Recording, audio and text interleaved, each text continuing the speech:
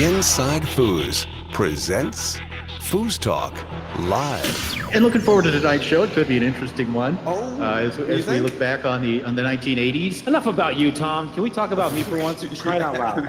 I'm sick of this. I'm sick of this show. If you don't mind, Clay, if you could do the stats on the show tonight. You know, every time there is an F word uttered, then you need to mark it trust for me, us. there will be stats. All right. It's FoosTalk Live. You talking to me? Compelling and lively banter. Are you going to talk to us? Talking foosball. Foosball was how I measured my value as a man. You took that away. Players and fans, promoters and pros. Unedited and raw. Talk. Living in the moment. We have a lot of important things to talk about. All while practicing social distancing. Cool. We'll talk. No big whoop. Let's get this thing started. FoosTalk Live. This is the world's #1 live foosball podcast. FoosTalk Live. Our first year has been a blast.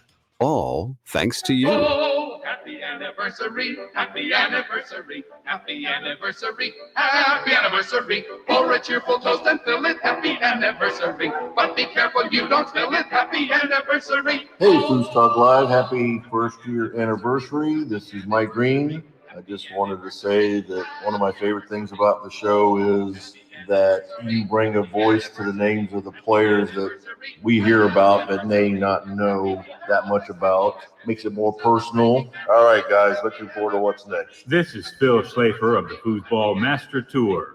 I want to reach out to FoosTalk Live and say happy anniversary. Congratulations, guys and gals. It's time to foos. Foos Ninja here. Want to give a shout out to FoosTalk Live. Happy year anniversary and keep talking foos. Hi, Foosers. Rhys Roberts from London here, and I just love listening to FoosTalk Live. It's great to hear the experiences and insights of many of the world's greatest foosers. How could that not be the best thing to do at 2 o'clock on a Sunday morning? See ya foosing. Hi, I'm Liz Moore, and I want to wish FoosTalk Live a very happy birthday. Hey, what's up, Foosball Nation? Mike Stahl here from Michigan. I just want to give a quick shout out to the FoosTalk Live team of Tom, Jim, Mark, and Clay. Congratulations, gentlemen, on 1 year of doing what you guys do best. You guys have really been the light at the end of the tunnel for so many of us during these dark times. And for the listeners out there, don't forget to subscribe to InsideFoos.com for exclusive content. Hope to see everybody on the other side of the table real soon. Hi, I'm Ari Stevens. Happy anniversary, FoosTalk Live. We'll see you foozin'. Happy anniversary, happy anniversary, happy anniversary. Coming to you live from the studios of Inside Foos, it's the 51st episode and first year anniversary of FoosTalk Live. Hey there, I'm Tom Robinson. It's being brought to you tonight by 518 Prints, the best printers of promotional items, t-shirts, jackets, and hoodies, and foosball apparel. Visit 518prints.com today. Also brought to you by InsideFoos.com, offering monthly subscriptions and access to some of the most exciting matches ever recorded, and lots more to come, including live tournaments, pre- and post-show analysis, interviews, and original programming. Look for that. Also brought to you by Foosballers the Movie. Download your copy of this Joe Hasslinger documentary at foosballersthemovie.com. Also brought to you by Foosball Clubs USA, promoting foosball through school systems all over the country. Visit foosballclubsusa.com and make a donation today. And also brought to you by United States Table Soccer Organization, the USTSO, helping to usher in a new era of competitive foosball. Become a member and register at usafoosball.com. Well, yes, you may have heard tonight is the first year anniversary of our first episode of FoosTalk Live. And I got to say, there's no way we could have come this far without the world's greatest foosball play-by-play announcer. Jim Stevens, happy anniversary. Thank you, sir, and the same to you. Wow, what an opening that was. They like us, Tom. They really like us. I guess. And of course, anytime I hear my daughter say, see you, Foos, and I just melt. I just love it. And I tell her, I say, Ari, you're the last thing that everybody hears each week on FoosTalk Live. And she just lights up and glows. So now what a great opening, Tom. Great job on that. Looking forward to a party tonight here at FoosTalk Live. It is a party to say the least. And of course, we have some special guests who are going to be stopping by. And we have a performance coming up that I think you guys will find fascinating. Some singing, Yeah, some just general jollity. Let's put it that way. Is that a word? Jollity? I didn't know I was singing tonight, but I can certainly start to get my voice warmed up for whatever it is you guys want to hear. Cool. For sure. Awesome. Speaking of singing, I understand there's going to be some karaoke provided by none other than our own Mark Torres. Mark, you going to sing for us tonight? I bought a ticket to the world. And now I've come back again. I find it hard to write the next line. But I don't know the lyrics. Not bad though. And what artist? I'm trying to remember. I recognize the lyrics. Much is true. Oh, Spandau Ballet. Come Spandau on, Ballet. dude. Yes. Ballet, yeah. What, That's a great song. What a great song that is. Up until now, I really, really enjoyed that song. Much is true. It's such a heartbreaking song, you guys. I'm crying right now. All right. I'm verklemmt. Discuss. Dude. I'm so moved right now by the sound of my own voice. I don't know if I can engage any further in this. I'm experiencing some movement myself on that one. Ooh. Hey, Jim. That's kind of kinky. We haven't gotten there yet, dude. Mark, happy anniversary, by the way, buddy. Happy anniversary to you. What a great year it's been, guy. It's really been quite a year. And you might have heard Mike Stahl say it's kind of the light at the end of the tunnel. I don't know about that. But, you know, one of the things we wanted to do is keep the community connected, kind of look back at history and talk to some of the personalities. And I think it's been a pretty successful first year. Also make a lot of money. And we've done that, haven't we? Just hand over fist. Give us the money. Give us the money. Are you guys keeping something from me? Really? What's up with that? It's been a labor of love, and it's not quite a year until I'm at a year. And I started, so it's 3 months. The actual anniversary is in 3 months. Right. I started because I started 3 months. So we'll do this faux anniversary for you guys today. As usual, it's all about Mark Torres and Spandau Ballet. So, Mark, it was in June you joined us, right? It was June of 2020. I don't remember. The night 2020 is a blur, and I want to forget it. Probably was June. Yeah. Okay. All right. So it was I got you. Yeah, the weather was warm. There were leaves. This is probably the best thing that came out of 2020 for me, outside of my life. Ditto. Still breathing. But this was an incredible. It has not been a labor of love because it's been a fun time. I look forward to it every single Sunday. And it's been great making new friends and and making new enemies too. Where's my nemesis? Where's my nemesis? Clay. Is Clay here? Clay. Hello, Clay. I don't know, maybe. Yeah, it's me. What's happening? How's it going? Clay. I'm not Clay quite is the glue. my salad here. Clay is the glue that keeps us together, and he's done so for quite some time now. And of course, you got to have the glue in order to keep this whole thing rolling. If you've been a guest on FoosTalk Live, of course, you know Clay because he kind of handles the green room and takes care of things. You know, when we've got a boomer, shouldn't say that. When we've got somebody who has less technical knowledge, he's right there for you. So it's great. And well, the irony is that, you know, without the glue, you have yourself a sticky situation. How's that for a paradox? I'm writing that down. I'm going to use that in my commentary. I'm going to use that very line. It's all yours. Starting with Moneyball. That is public access reverse paradox pun right there for you. Yeah, I got to write all that down too. That was fascinating. Speaking of commentary, Mark and I are going to be busy here. What is it? 3 weeks. We're going to be up in Portland, Oregon for Moneyball. Of course, we had Don and Kopi on last week to talk about it, and I'm getting excited. You know, it's been almost 14 months since I've commentated. It's been about 15 years since Mark and I worked a complete event together, and so we're looking forward to the new Inside Foos, offering some new things. And just getting back out on tour and doing what we do best. So are you guys going to rehearse in advance? Are you going to do a little stage work before you step up there? And it's all scripted. You know that. Every single thing we say is scripted. So we'll go through probably hundreds of rehearsals before the event in order to get it right. Yeah. However, we did last night do some live streaming play-by-play and commentary. You could find it at Bearded Wonder Foosball Twitch. We just did it to get the rust off and have some fun. And it was I had fun, Jim. I hope you had fun. I mean, it was great. It was great. And, you know, and Mark, and that's something I think moving forward is something, you know, with technology being what it is these days, you know, we can bring the DYP of the week or whatever from different parts of the world. And that. Mark and I can sit in and do a little commentary and talk a little smack about some of the players and have a good time. I'm detecting maybe stats while you're at it. Yep, of course. Detecting maybe an idea for a contest here. You know, if you win the contest, you get your match commentated. You know, from a distance. Yeah, great idea. Yeah, awesome. Like that. Very interesting. Well, you know, what would a party be? What would it be without some kind of social lubricant? Let's get down.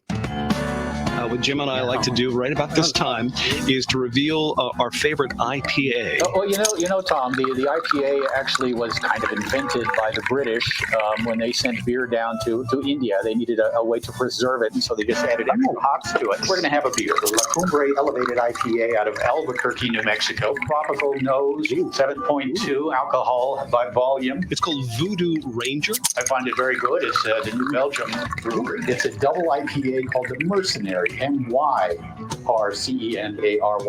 So things could get interesting here in about 15 minutes or so. Elysian Space Dust, and it's got a picture of a hops on the front, hops with eyes and a mouth, spewing space dust. Ooh! Tonight I'm having a Stone IPA out of San Diego, one that I literally have been drinking since the 90s, not nonstop, of course. Gunpowder IPA. Sound of power. Big bite, double IPA, just enough sweetness to balance out the hop load, leaving a dry and resinous finish. Did you read that off the label? Perpetual IPA. It's a gift that keeps on giving, apparently. Proves, yeah, it seems like maybe a Dutch or German word. 7.5, that's pretty hearty, Tom. IPA of the week. I've heard that's a segment here on this show. Tampa, Florida, Cigar City Brewing. It is my IPA of choice. Highlight, just like the game, citrus-inspired IPA with notes of clementine, orange peel, and caramel malt. I would actually consider that. It was actually the 2014 World Beer Championship silver medalist for best IPA, called the Crank Anchor. Brewery Omegang IPA, which is called Nirvana. Yes, you drink double IPAs must be drunk out of a sniff. Very, very tasty. I'm a big fan of the double IPA. The Truth by Flying Dog Brewery. Just about to do a toast, I think. Jim, I'm beginning to wonder if you're going to make it through the night. It didn't sound too good there. But, so you ready? Oh, boy. The miracle of sound effects. Well done, Tom. Is this where we actually talk about what we're having tonight? That was really quite something. Just listening to that, I was starting to get a little buzzed. Right. So I have actually stopped drinking. After that, I will not be drinking anymore. I will not be drinking any less. So no more, no less, no effect. But yeah. So what is it what is in your palm this evening? Yeah, no, I don't know why, and there's a theme to it here. It's actually from the Beer Zombies Brewing Company in Las Vegas, Nevada. Of course, Beer Zombies. Why would it not be in Las Vegas? This one is called Hop Show 2. Now, I think it's sort of based on the Stephen King movie Creep Show, if you remember that. It's a lot of zombies and other stories in there. It's a double IPA. It is 8.3% alcohol. It's a hazy tropical juice bomb bursting through with juicy peach and passion fruit. A back end of fresh squeezed grapefruit brings you back for part 2 of the Hop Show. Apparently, there's a Hop Show 1 as well. So anyway, let's have a sip. The juice bomb. Oh boy, that's good. Yeah, that's good. So it goes down nice and smooth. I take it. Excuse me. Really smooth, apparently. It's quite good. It comes in a 20-ounce can. Ooh. Nice. $6 for the 20-ounce can. $6 for that. Stuff. This is becoming the phenomenon now. You don't buy these by the 6-pack or even for the 4-pack anymore. It's just the can, one can at a time. And $6-7 for a can. Well, but after listening to myself in that little bit there, I'm gonna drink slowly. I'm really gonna sip this one tonight. I didn't sound very good there in a couple of those, and I have no memory of those, which kind of makes sense. Well, it's all in the past now, Jim. It's okay. You can make amends. Tom, what are you drinking? What are you having tonight? I'll tell you what. I wanted to go for one of my best ofs because this last year there's been so many, but a few have really stood out, including tonight's choice. I'm going to go back to Clown Shoes Brewery in Boston, Massachusetts. They have something called Space Cake. It's a double IPA. This is a 9%er. I love their slogan. Their slogan is to produce beer without pretension while being free and a little crazy. So let's get crazy. What do you say? Okay. It's cold and it's frothy. Oh yeah, that's why it's one of my top 3 favorites. That is awesome. But Space Cake. I'm gonna have to try a space cake. I've not had a space cake. Boston, Mass. So, Mark, you've got something to celebrate with tonight for the first anniversary? I do, and I had my wife pour me a glass of wine to be festive. Okay. And I don't know what the hell it is. I don't have the bottle. So it's red. You know, I can tell you it's red. Dark red? It's either a Cabernet or a Merlot. Okay. And let me try it out and let me tell you what I think, all right? It's his IPA. It's his individual personal alcohol. So that reminds me of 8th grade. Got a $2 bottle of wine with my friends, and it was acidic. Like he was supposed to go in like a marinara sauce or something. We just behind the 7-Eleven, drinking, and then we're riding our bikes, and I hit a curb, and then I started doing flying kicks because I saw Karate Kid, and I'm drunk on spaghetti. Sprained my ankle because I thought I could do a swan kick, an unblockable swan kick. I love it. Brings back that memory, you guys. Thank you. Swan kick. That's a fascinating story, Mark. Yeah, it comes from the wine. Crane kick. Wow. It's all true. It's all Man. true. I did crane kicks because I was belligerent 8th grader and sprained my on a little Boone's Farm wine. Well done. Boone's Annie Hills. Yes. Boone's Cooking Farm sherry. wine. Oh yeah. How about we had Mad Dog 2020 was another, and what was the other? God, I can't think of it now. It was like a Tanqueray and orange juice or something. It was something, and it came in a bottle. It's just horrible. But we drank. Did you hang out with Snoop Dogg when you were young? I think so. I'm pretty sure he raps about all those. Were you rolling down the street? Yes. Smoking Indo? Hey, I drove an identical car to Snoop Dogg. I had a 1974 Coupe de Ville d'Elegance 2-door with white Landau roof, mint green, just like Snoop. Same exact car. I find out that you're rolling down the street with an AK-47 in the trunk, man. I'm just going to go ahead and color me surprised. True story, though. True story. All I need is Tom Robinson with cornrows, like with his arms. That's all I need, baby. Hey, Texas State, right around the corner. Somebody around here's got to know how to do this, baby. Let's do it. Oh, man. From the hood. What can I tell you? Take control of this show, would you, Tom? Well, all right. So we are going to be toasting our honor group of the week. And by the way, the honor group of the week is very special today. Water for me since nobody cares. Go ahead. Oh, what? Oh, you're so Clay? Tom. You're bad at this, Tom. Oh, my God, Clay, you've got to have something to toast with. I actually have something special. Normally, I drink a bottle of water. All right. Right. For the special occasion this week, I'm drinking a can of water. Oh, can of water. That's my favorite. That metal taste. Done with the sound effect. New variety. And it's delicious. That's delicious. Well, so our honor aluminium. group, we're toasting the honor group of the week. This week is you, the listener, you listening right now. You're the honor group. And because, well, we wouldn't be here without you. I mean, we'd just be talking to ourselves. And so you, for listening to FoosTalk Live, here's to you. Yeah, that's awesome. Here's to you guys. Thank you so much for a great first year. This is me hitting the can to the mic. To cheers. Cheers. To toast. Oh, yeah.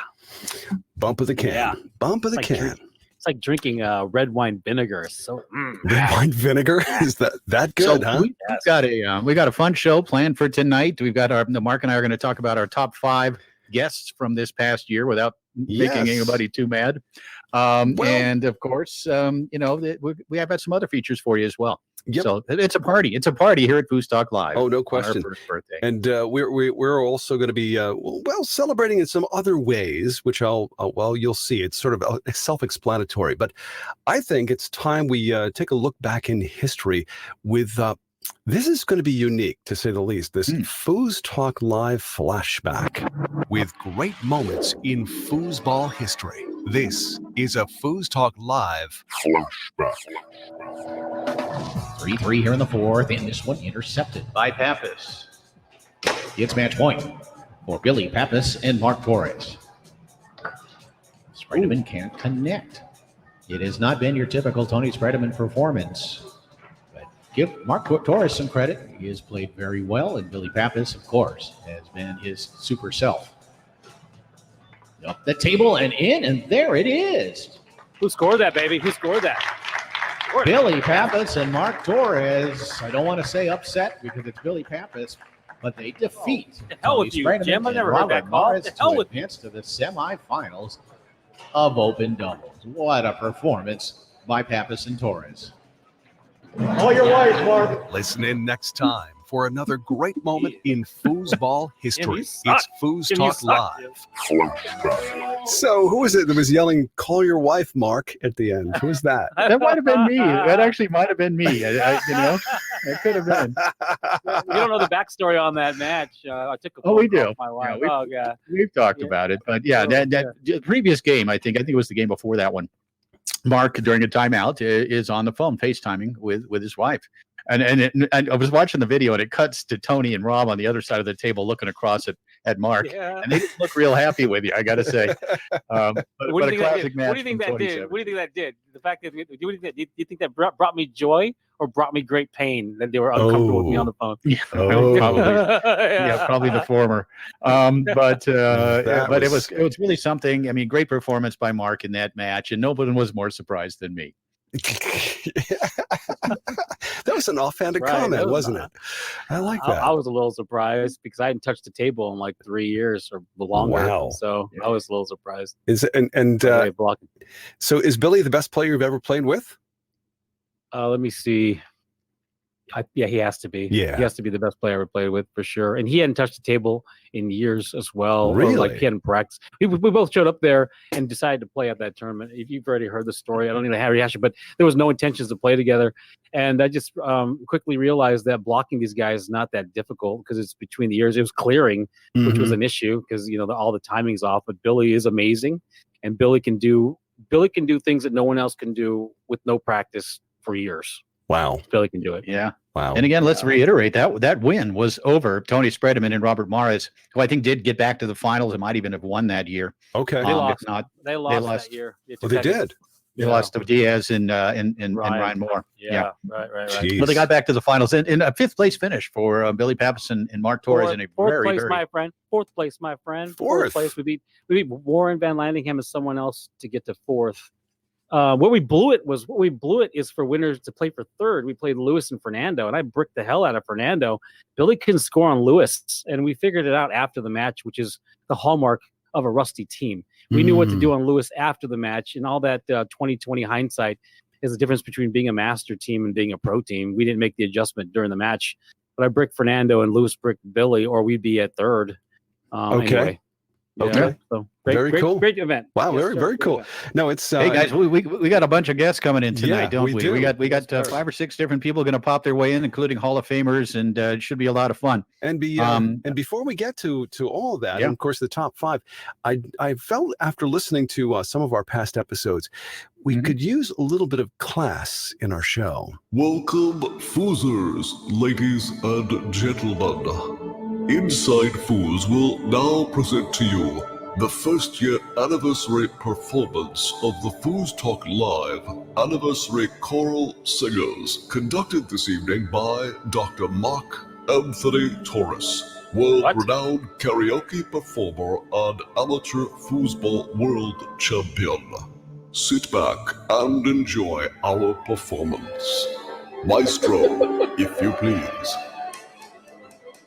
Ha ha ha, happy anniversary. Ha ha ha, happy anniversary. Happy anniversary. Happy anniversary. I wish you happy anniversary. Happy anniversary, this special day. I'm happy with you. Let's celebrate a happy anniversary. Ha ha ha, happy anniversary. Happy anniversary. I wish to you happy anniversary. Happy anniversary. That was lovely. I can't believe Tom, you are so good with voices. Between you and Clay, you guys can do any kind of voice. That's A little amazing. off key, but I think we managed to Off key. That was make beautiful. make it There was a happen. kazoo back there. I thought I heard a kazoo going off. Love it. Love it. Crowd loves it. Crowd loves it. Take a bow, Mark, for being our conductor Right. tonight. Yes, sir. Yeah. Amazing. Yeah. Great stuff. Great, Mark, and doing a duet with Alvin the Chipmunk. Very well done, Mark. Really well done. I own Alvin and the Chipmunks. Own that. Own that. No, it's it's a party, so why not? It's we needed a little class in our lives. So, there you go. Anyway. Awesome. Thank Love you. it. So where we were at, oh yes, the top 5. By the way, top 5, we're going to be talking about the last year because it is the anniversary, the top 5 guests. Now, we should probably preface this by saying that everybody was a top 5 guest. Everybody. Well, No, almost. that's a fake stat for sure. It's never been a fake stat. I had to unmute real quick. I had to stop eating my salad just so I could say that that's not true. There were reserved some bottom 5s in there. I don't mind saying. Okay. And we'll save the bottom 5 for another time, and a couple of them are pretty obvious, I think. Wait, I actually have a bottom 5. I thought that's what we were doing tonight.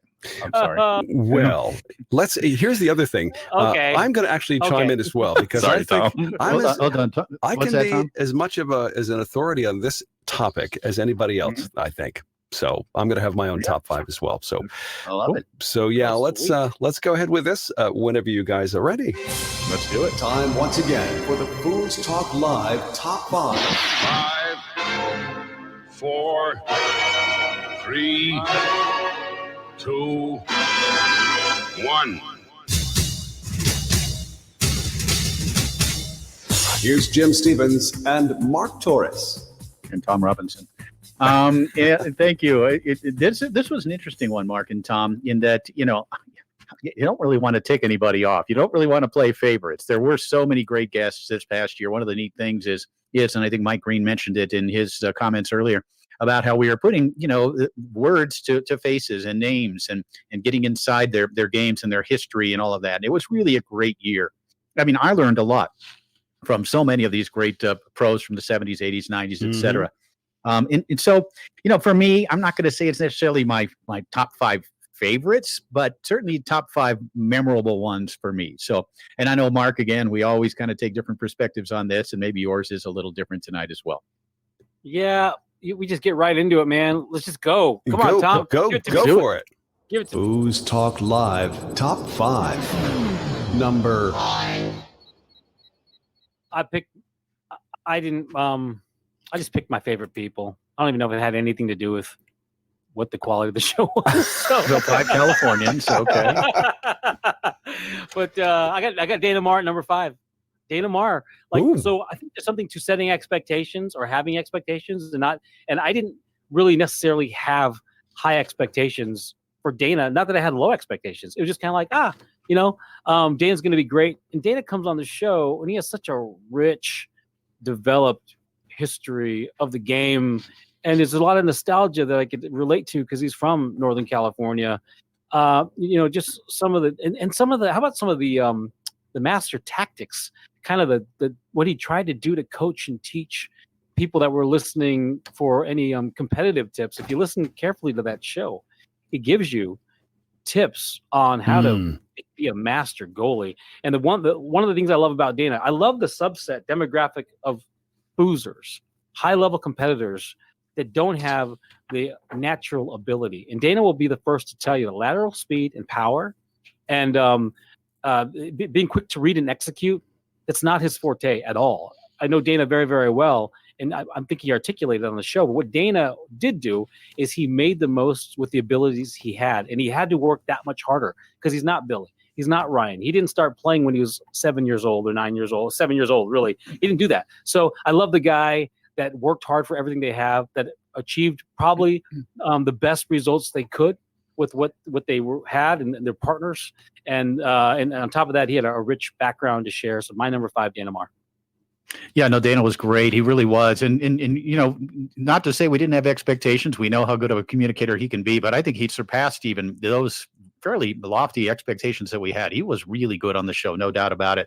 My number 5, another goalie, Mike Green, a guy that it sort of has really rejuvenated himself in terms of foosball. Mike is really, and maybe since first coming on the show, things have kind of snowballed for him. He's had a lot of comments about his performance that night. And the one thing about Mike Green is it's so many of these players that we've had on, they tell it like it is, right? I mean, you can sense the toughness in these guys. And pretty much across the board, if you're a champion foosball player, you're a very tough-minded individual. And Mike Green was certainly that. But to get the goalie perspective and to also to get the perspective of a time period that maybe isn't as well known, that middle 80s, the Dynamo era, maybe it isn't as documented as it's the TS era or the 90s on Tornado and beyond. But I really enjoyed it. And again, we've stayed in contact kind of since then. Mike has really developed or rekindled his love of the game. He can't wait to get out and play in Florida and maybe even in Texas. Who knows? But for me, I got to get Mike Green on the list at number 5. Guys, I love both of those choices. I think I learned a lot as a rookie beginner from both of those, Dana and of course Mike. And yeah, I think that's a good choice. But I think my choice is superior. Sorry, but my choice at number 5 is Liz Hill-Moore. She's just and now I'm looking at this from a slightly different perspective. She's a great player, yes, and she was a lot of fun to talk to, but she was also very poised when she was on the air with us. So that's what I'm listening for, to see, how well spoken, and of course, just a genuinely nice person and very positive. So yeah, Liz Hill-Moore is my number 5. FoosTalk Live Top 5. Number 4. Well, I had a tie, but you made it easy. My number 4 was Mike Green, but I'm replacing him with Steve Beine. Jim just picked Mike Green, and I'm not going to pick anybody that Jim picks this week. I like that. I think I'm not going to pick anyone you pick either. I think to hell with we can do this. Yeah, to hell with it.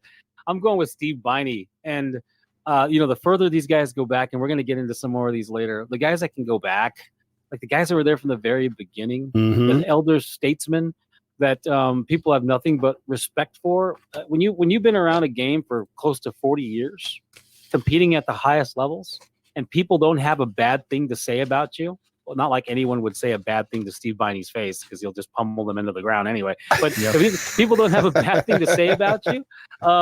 We use. I hope we don't overuse the word when we talk about ambassadors. But when you think about ambassadors of foosball, guys that have carried the legacy, represented the sport through thick and thin, love the sport, as committed to it as ever, and are still trying in the twilight of their competitive careers, and after the retirement of their actual professional careers, are still carrying the ball for foosball, and then can get on here, and the stories he does tell, and are trumped wildly by the stories he cannot tell.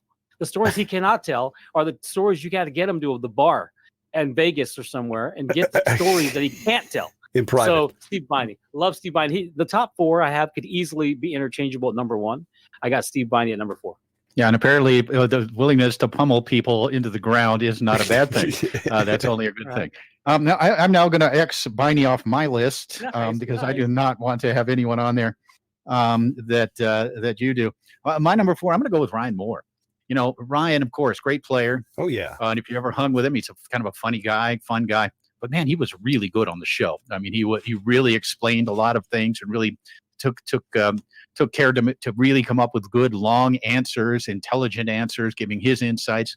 One thing with these top players, we talked about it previously about how some of these guys are recognized as being really smart players. Like in Todd Lafredo, a great example. We talked about this on the air last night when we were on Bearded Wonder Foosball.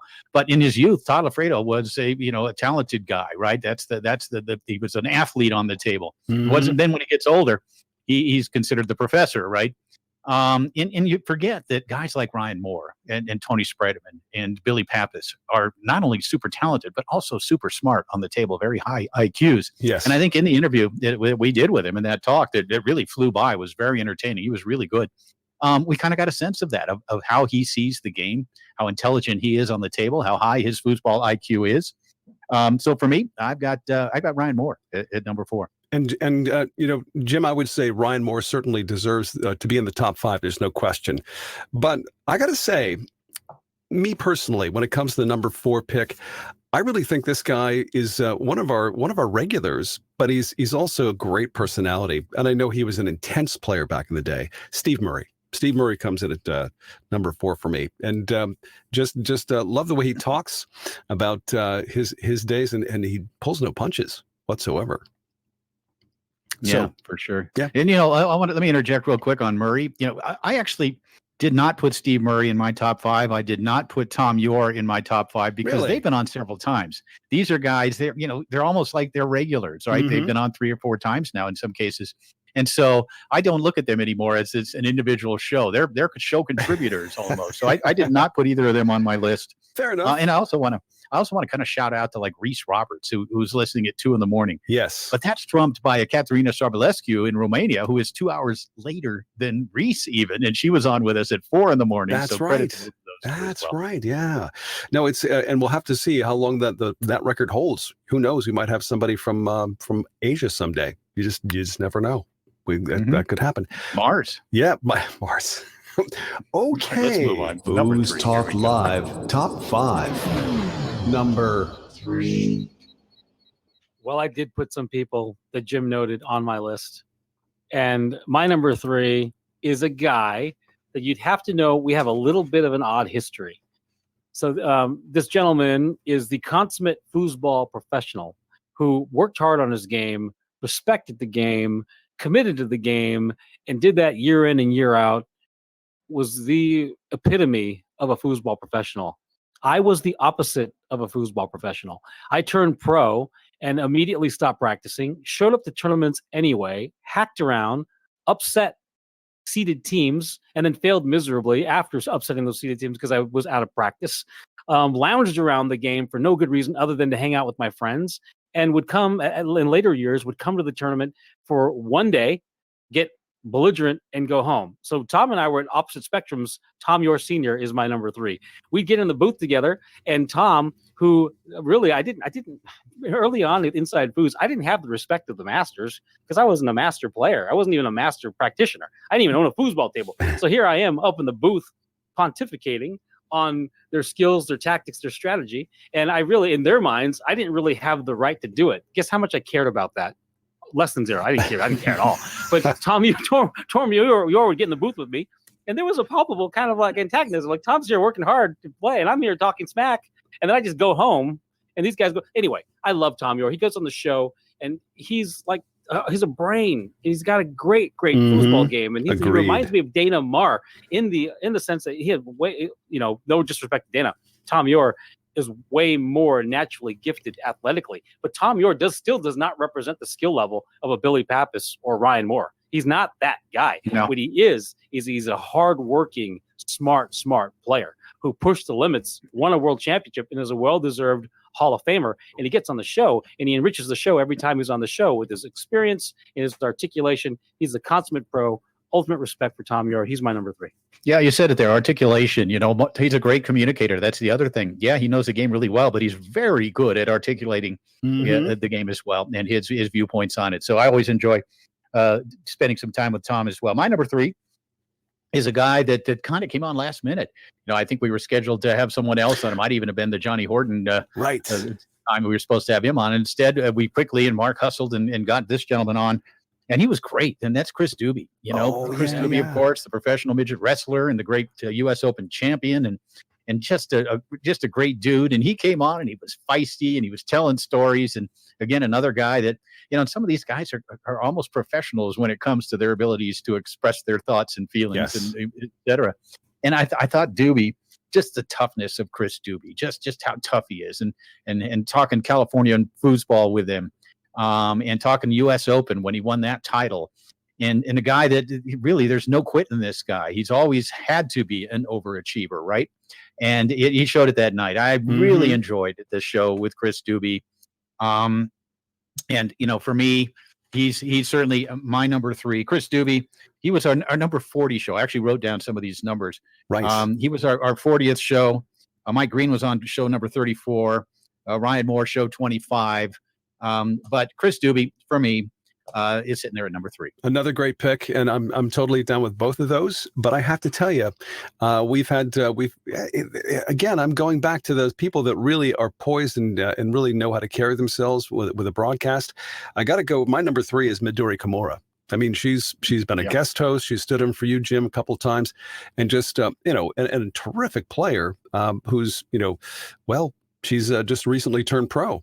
And got to say, a lot of accomplishments to come for Midori Kimura as well. So Midori, of course, coming in at number 3 and the top 5 best guests on FoosTalk Live. FoosTalk Live Top 5. Number 2.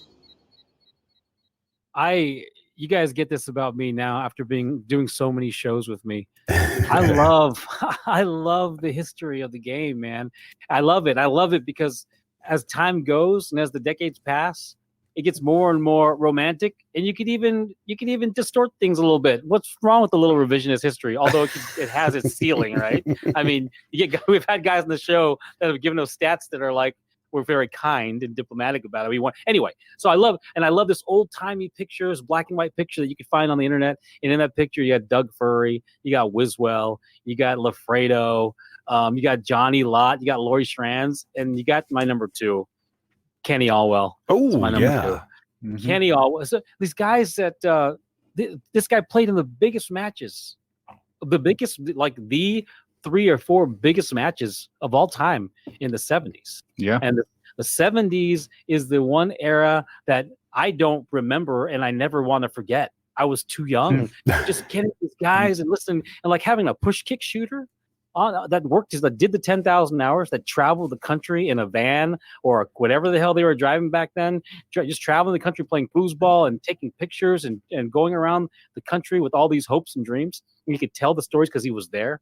He was there at the very end. He was there through all of it. And these guys, you got to remember, someone like Kenny Allwell, he represents the heartbreak of what happened during that era of foosball. He represents all of the emotion and really the trauma of what happens when the game died, and he still carried the ball, not unlike Steve Beine, and tried his best to promote the sport.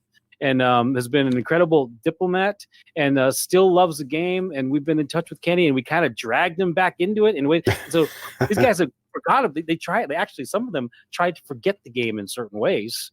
And we've been able to capture Kenny's imagination again a little. Anyway, Kenny gets on here. He tells a great story. That black and white picture, if I could get everybody who was left back in that picture together, it'd be an amazing moment for me. Kenny Allwell's my number 2.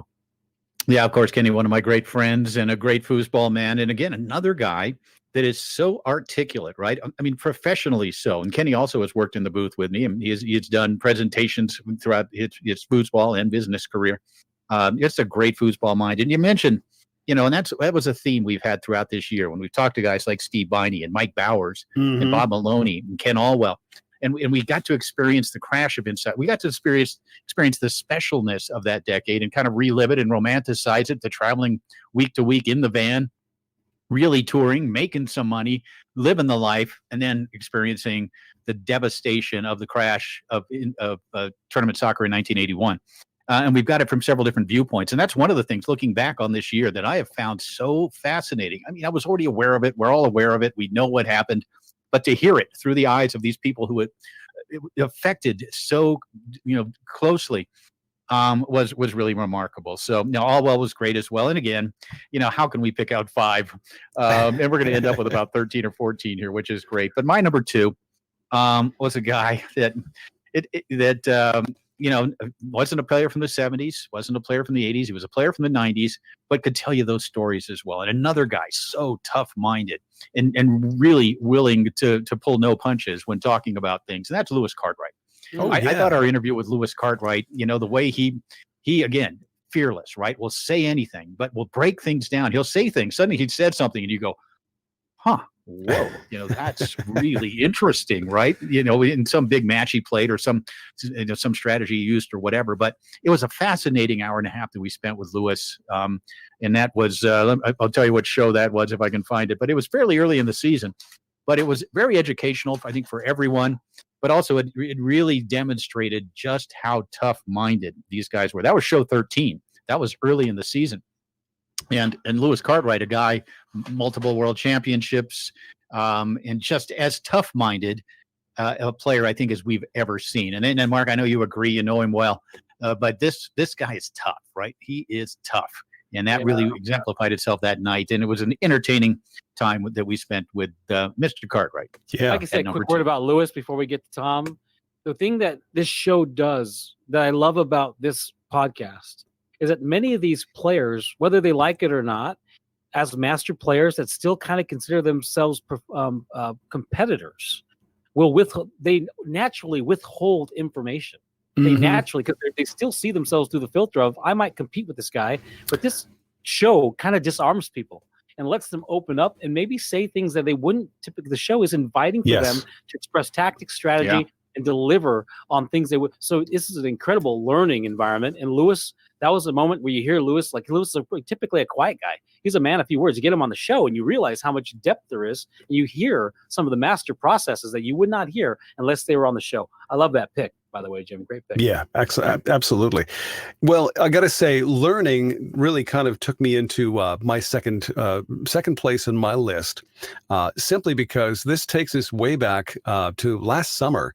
And it was a unique situation in this particular show because it was the second time a tornado had touched down near my house and had taken out power all around where I lived. And I had to travel a ways just to set up and be able to broadcast that night from the inside of the car. And the second time that happened, it happened to be and in fact, this is a tie for the second place on my best of guests of the year. Tony Spredeman and Brandon Moreland on together that night. That's right. And the reason I have to choose those guys is because they were basically giving me feedback about my game in a very honest and sincere way, which I recovered from eventually. But I got to say, in retrospect, those guys really gave me a lot of things to think about, food for thought. So my thanks to Tony and to Brandon. Number 2 on my list of the top 5 guests in the last year of FoosTalk Live. FoosTalk Live proudly presents the top 5. Number 1.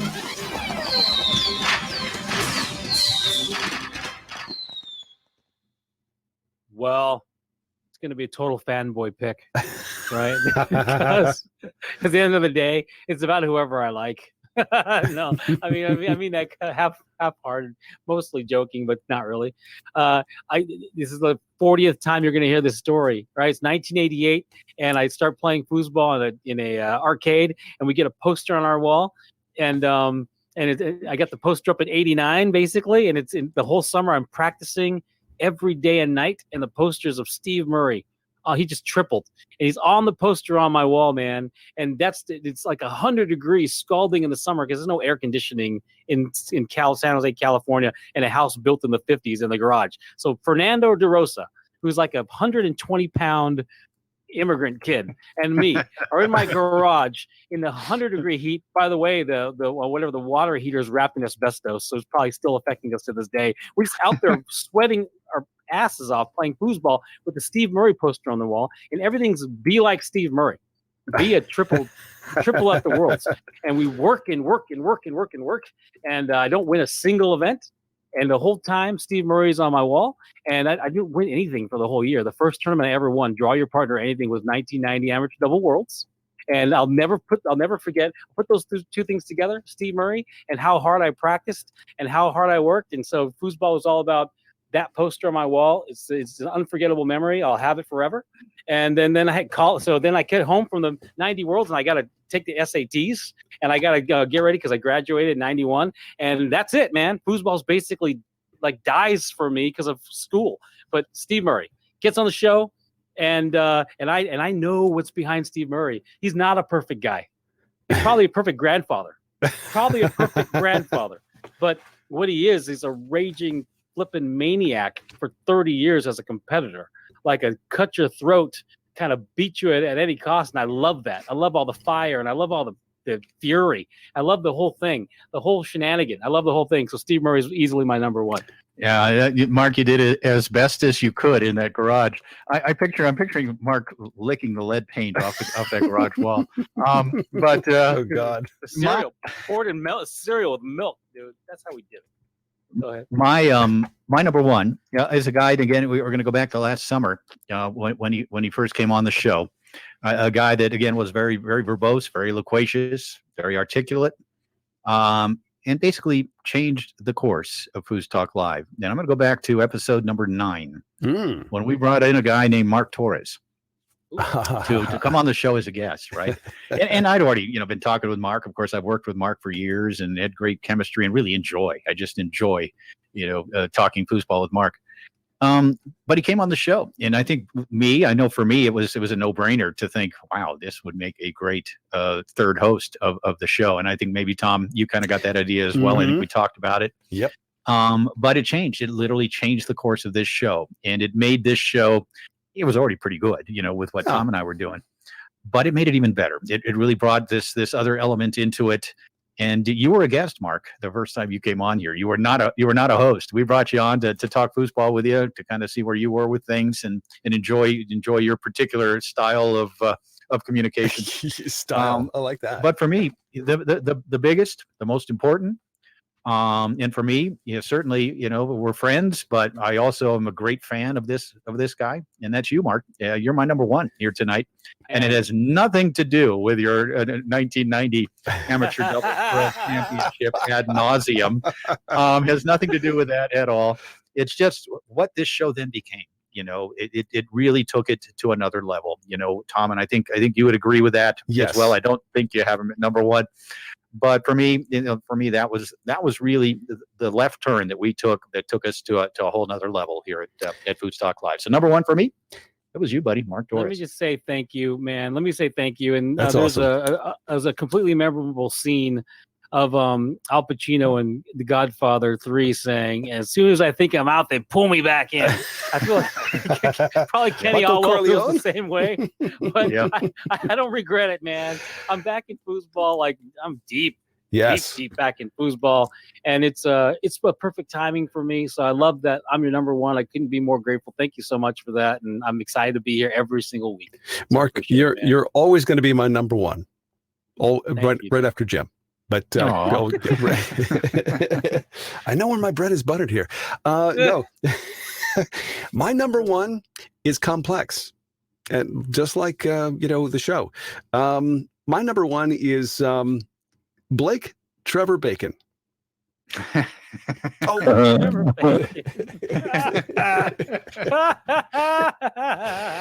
I'm sorry. That's not a guest. Sorry. It's a tie between Tom, Yore Senior, and Mike Bowers. Just, both terrific in their own rights. Tom is just a great statesman of this game, and just we always love having him on. And of course, Mike Bowers. Wow, how much better could you possibly get? Yeah, he was fantastic for sure. Yeah. So, wow. Well, that was fun. I got a chance to participate. Fun. Welcome to the top five, Tom. Thanks. Great to have you in there. We had 15 names and very little overlap, a little bit of overlap, but we certainly got a lot of them in there. We had so many great guests over this past 12 months. For sure. Yeah. Any honorable mentions you'd like to bring up? I mean, Phil Schleifer was really good. I think when he came on the show, certainly, listening to Phil and the Foosball Master Tour stuff and Northern California stuff, I thought he was really good. Right. Yeah. Agreed. Can honorably mention the clock. The clock? Yeah, we can. That always goes ignored. I'll shut up and mute my mic again. That was a good joke. It just used it at the wrong time. It's all. So he's saying that we need better to get moving. We got guests here. Yeah, there we go. Now you're talking. 13 minutes over. All right. Well, let's do that. It is, in case you just tuned in, the first anniversary celebration of FoosTalk Live. It's been a year, as of yesterday, in fact, that we first came on the air with this great concept of bringing foosball to everybody's attention, even though we can't play. But Jim, I think we've had some great times. So we have special guests lined up who want to hang out with us briefly tonight. So our number one, of course, is going to be Steve Murray. Steve, how you doing? Hey guys, what's going on? What's happening, man? Well, hold on before we go anywhere. All right, now this isn't Clay audio or anything good like that, but stand by.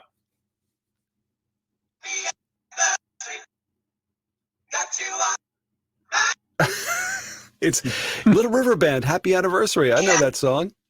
Yeah.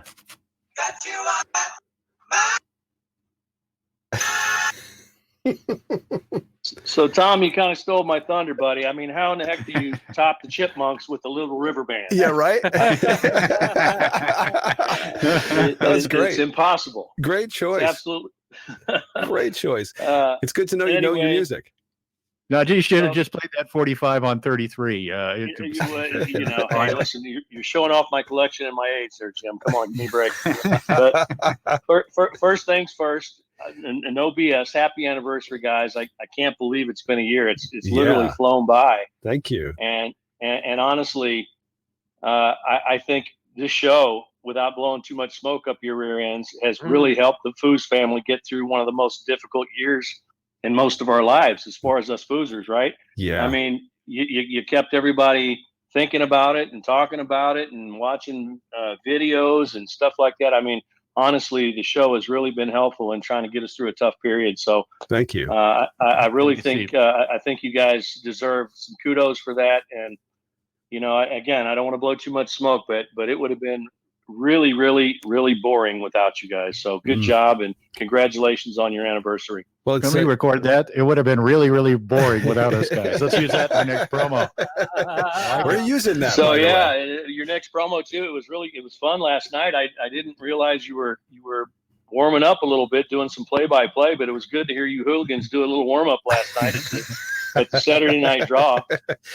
And again, here I am blowing smoke again, but it's still, you and Mark have great chemistry together when you get on there, and it makes it fun, it makes it interesting, and not to mention it makes it very informative. But keep up the good work, man. Your chemistry is still there. Appreciate that, Steve. Thank you. And of course, Steve Murray, of course, the man behind the Texas State Championships, which I believe is the longest running continuous tournament in the world. Obviously last year, a bit of a hiccup and, a lot of tournaments canceled. But Steve, looking ahead here, what are we, about 7 weeks out from the next Texas State Championships? And, for me, what I think of that event. I think everyone knows what I think of that event is as good as any event in the world.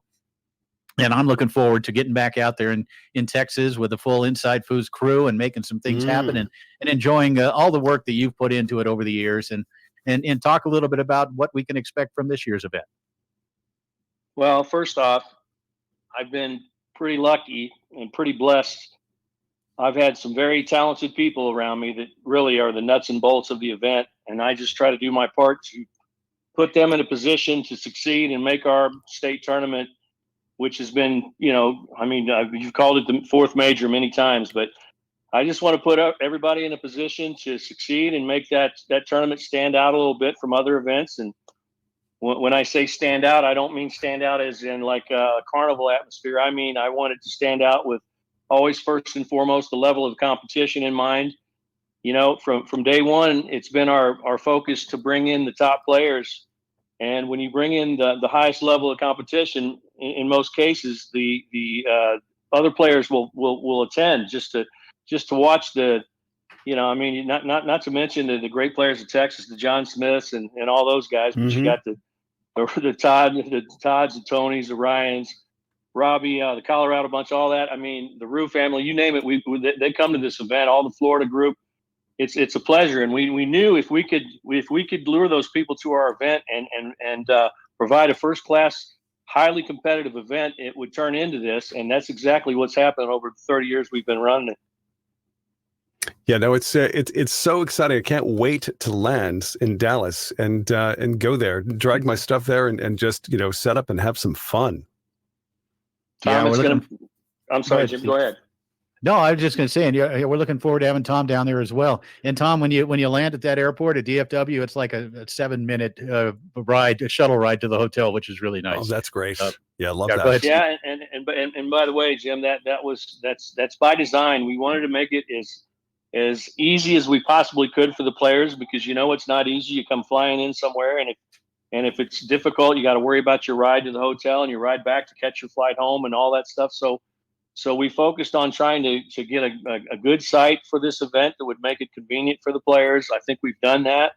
It's a pretty nice hotel. We've been bouncing back and forth from the Westin and the Sheraton, which is, it's a pretty nice accommodations for the players. And so we've focused on stuff like that. We want to make sure that, we make it easy for players to get to the event. We want to make sure that we get things started properly and run on time and all that stuff. I mean, that's the focus of every tournament director. I understand that, but really that has been our primary focus for the years. And we feel like if we can continue to do that, it will bring in the top players from all over the country. And if you bring in the top players from all over the country, it's going to bring in the other players that want to be top players in the country. And that's just really kind of been our strategy for 25 to 30 years. So, you know what, man, I haven't been to this tournament in 15 years. I believe, I think it was 05 was the last I think time I played with you. I think I played with you. We played together. Went to complete hell, by the way. We played horribly. I played my good. fault. Yeah, it was my fault.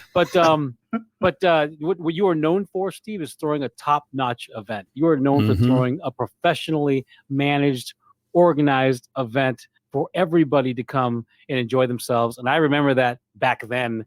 I got my plane ticket already. And so this is happening. Inside Foos is going to be there, and we're going all out to ensure that we do our part to have this tournament be just amplify the quality you want to represent every time you throw it. You don't get a tournament running every year annually and called the fourth major unless you're doing something right. So we're just proud to participate and partner with you in highlighting the quality of this tournament. And we're going to bring our A game too. So everyone's bringing their A game, man. There's one tournament you want to get to in the United States this year. It's Texas State's. That's right. The tournament you want to get to. We're super excited about coming.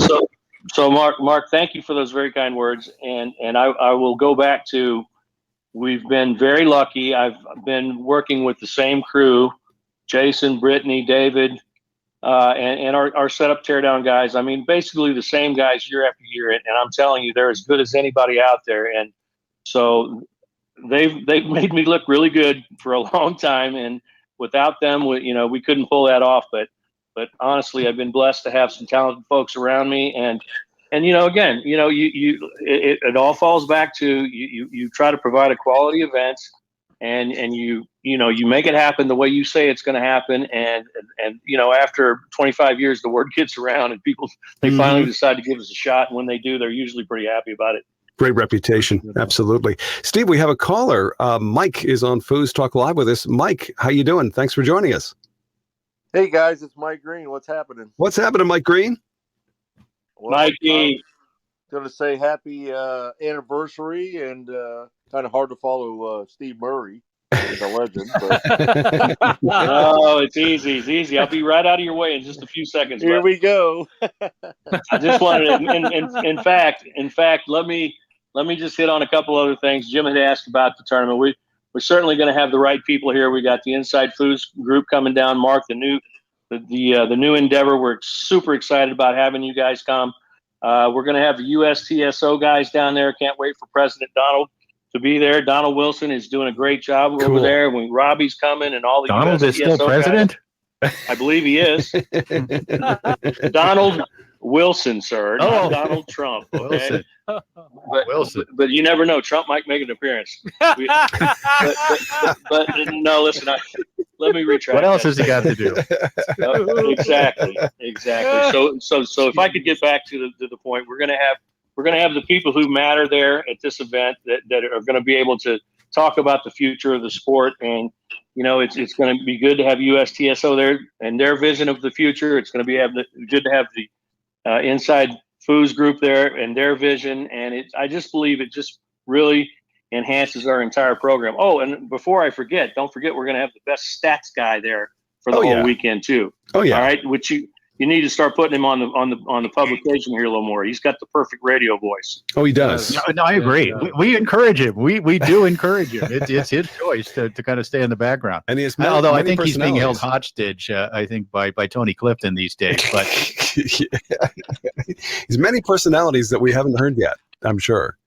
But yeah, you're right. He's a great statistician, and you need somebody like that. So back to Mike Green. I'm going to entice him up here, and there'll be a bottle of Crown Royal with his name on it. Oh, and Mike.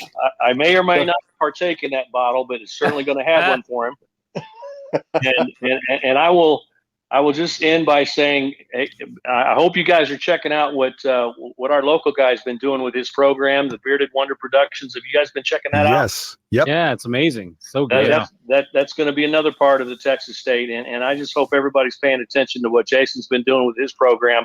It's really bringing a lot to the table, and I watched the broadcast last night with you guys.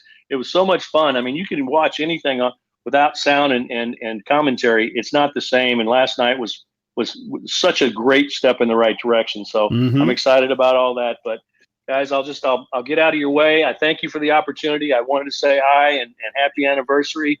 What you're doing is phenomenal. Keep up the good work, and please, everybody come to Texas, because I promise you a good time. You got it, Awesome. Steve. Thank you, Steve. Great chatting, buddy. Thank you. Okay. All right. All See the you later, best, Steve. boys. Yes, Take sir. care. See you All right, soon. bye now. Yeah, Steve Murray. Before Wow. before I get to Mike Green, I got to tell people something.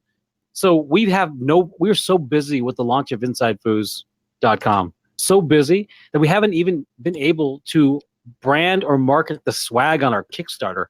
And Steve Murray pledged or donated the very first ever Green Masters jacket and his '89 World Championship ring. And we haven't had the ability to put these pictures online or show people. This swag is on the Kickstarter. Go to Kickstarter.com and check out and pledge, please, and help support us. We want to buy equipment and do things to improve our products. But he has, like, that Green Masters jacket is a collector's dream. It's the very first Masters jacket. It's a tournament that's doesn't even exist anymore. But it was one of the most prized trophies of any tournament through the late 80s and early 90s. People bought the green jacket. Right. The green jacket. He's got the first one in 1988. That jacket is on our Kickstarter, and his '89 Open Singles World Championship ring is on our Kickstarter. And there were 6 Federico World Championship belts that are serialized, and they have a Those serial are number on beautiful, them. by the way. Gorgeous. We have not even told people they're there, and there's only 2 left. Oh boy. There's only 2 belts left. So Wow. just a heads up, go to Kickstarter.com, check out our Inside Foos Kickstarter, and get some of the swag before it's gone. We're going to start telling people it's there. The belts may be gone. Anyway, thank you, Steve, for those pledges. Absolutely. Thank you. Yeah, thank you, Steve Murray. Wow. So, Mike, you still with us? Are you having some fun tonight with us? Oh, I'm loving it, man. And I cannot confirm or deny whether I've ever sat down with Steve over the years and had a couple crowns. Understood. Your secret is safe. Well, happy anniversary, guys. It's been awesome. You know, I'm one of your number 1 fans, so kind of amazing how quickly Mark could kick me out of his top 5, though. But I got you in there, though, buddy. I appreciate it. Talk a little bit. Talk a little bit about how, I don't know whether it started necessarily with your appearance here, but your love of foosball has sort of been reinvigorated, hasn't it? Yeah, I mean, actually, yeah, it is. It's a lot of fun, and that's what I've been saying forever. That basically, if they would just put some fun back into this game, it would be, I would definitely come out and play some tournaments. I mean, it's not about the money for me. I mean, it's not about, I'll go to Steve's tournament fly out, and I've done it plenty of times. But I love the game, and it's a lot of fun to be around it. And I know the Florida tournament's a small tournament, but I'm going to put a shout out to those guys, Tommy and his wife, Dana and the whole crew, those guys. I went to a local tournament, and that's one of the things that got me interested again. Those guys really know how to have fun. Everybody down there is not fighting, and they're just all getting together, having a good time, and they love the game, and they're just getting better at it, and they just make it a fun time. So anybody going to Florida is going to really enjoy that too. Cool. Yeah, and of course we'll be there at the Beachtown Beatdown in the middle of June. We'll be down there in Lake Worth, Florida, to cover that event. Now the thing about that event too, they've capped it at 80 players. That's it. They have 12, 13 tables or whatever. They don't want to go till all the hours of a Monday morning. So they've capped it at 80 players, and apparently they got 80 registered players in less than 3 days. Wow. That tournament is sold out. So you're only going to be able to enjoy it at InsideFoos.com. Or I would say go to Lilo's in Lake Worth if you can get there and have a margarita and watch the foosball action. There you go. It's a beautiful, beautiful beach town, like a little charming, these lovely little streets and this downtown. You go to the tournament and hang out, say hi. And have fun. Mike Green, I would love to play with you in that tournament, man. We were kicking it around a little bit in Facebook Messenger. I have these responses. So Jim knows this. I get called up to commentate a match, and I drop my partner. My poor partner is always on notice. But Mike Green, world champion, goalie. I'd love to play with you, man. But hey, man, I just don't want to feel guilty when. All right, I got a question for you, Mark. Tom, what if Steve Murray asked you? I'd take yes in a heartbeat. Be like, true inside true. No. Just kidding, man. Yeah. Well, let me tell you my one and only story about the Texas State Championships. I've only been to one, believe it or not. And just showed up to have some fun, wound up playing with somebody. I'm not going to say who because it was horrible. We had a lot of fun, but I look up and I see Jim setting up to tape my match, like getting destroyed. And I'm like, Jim, why are you taping my match? He goes, oh, don't worry about it. The guy pays $20 if you tape my match. And I go, I'll give you 40 to get rid of it. Thank you for that. I hope I gave you a receipt. Hilarious. Oh man, Mike, I want to play with you, dude. Mike, thanks for joining us. Thanks for being such a fan of the show and such a supporter of what we're doing here. And moving forward, I think you're going to become a regular out there. I think as far as tournament appearances, and we appreciate you, man. Thanks.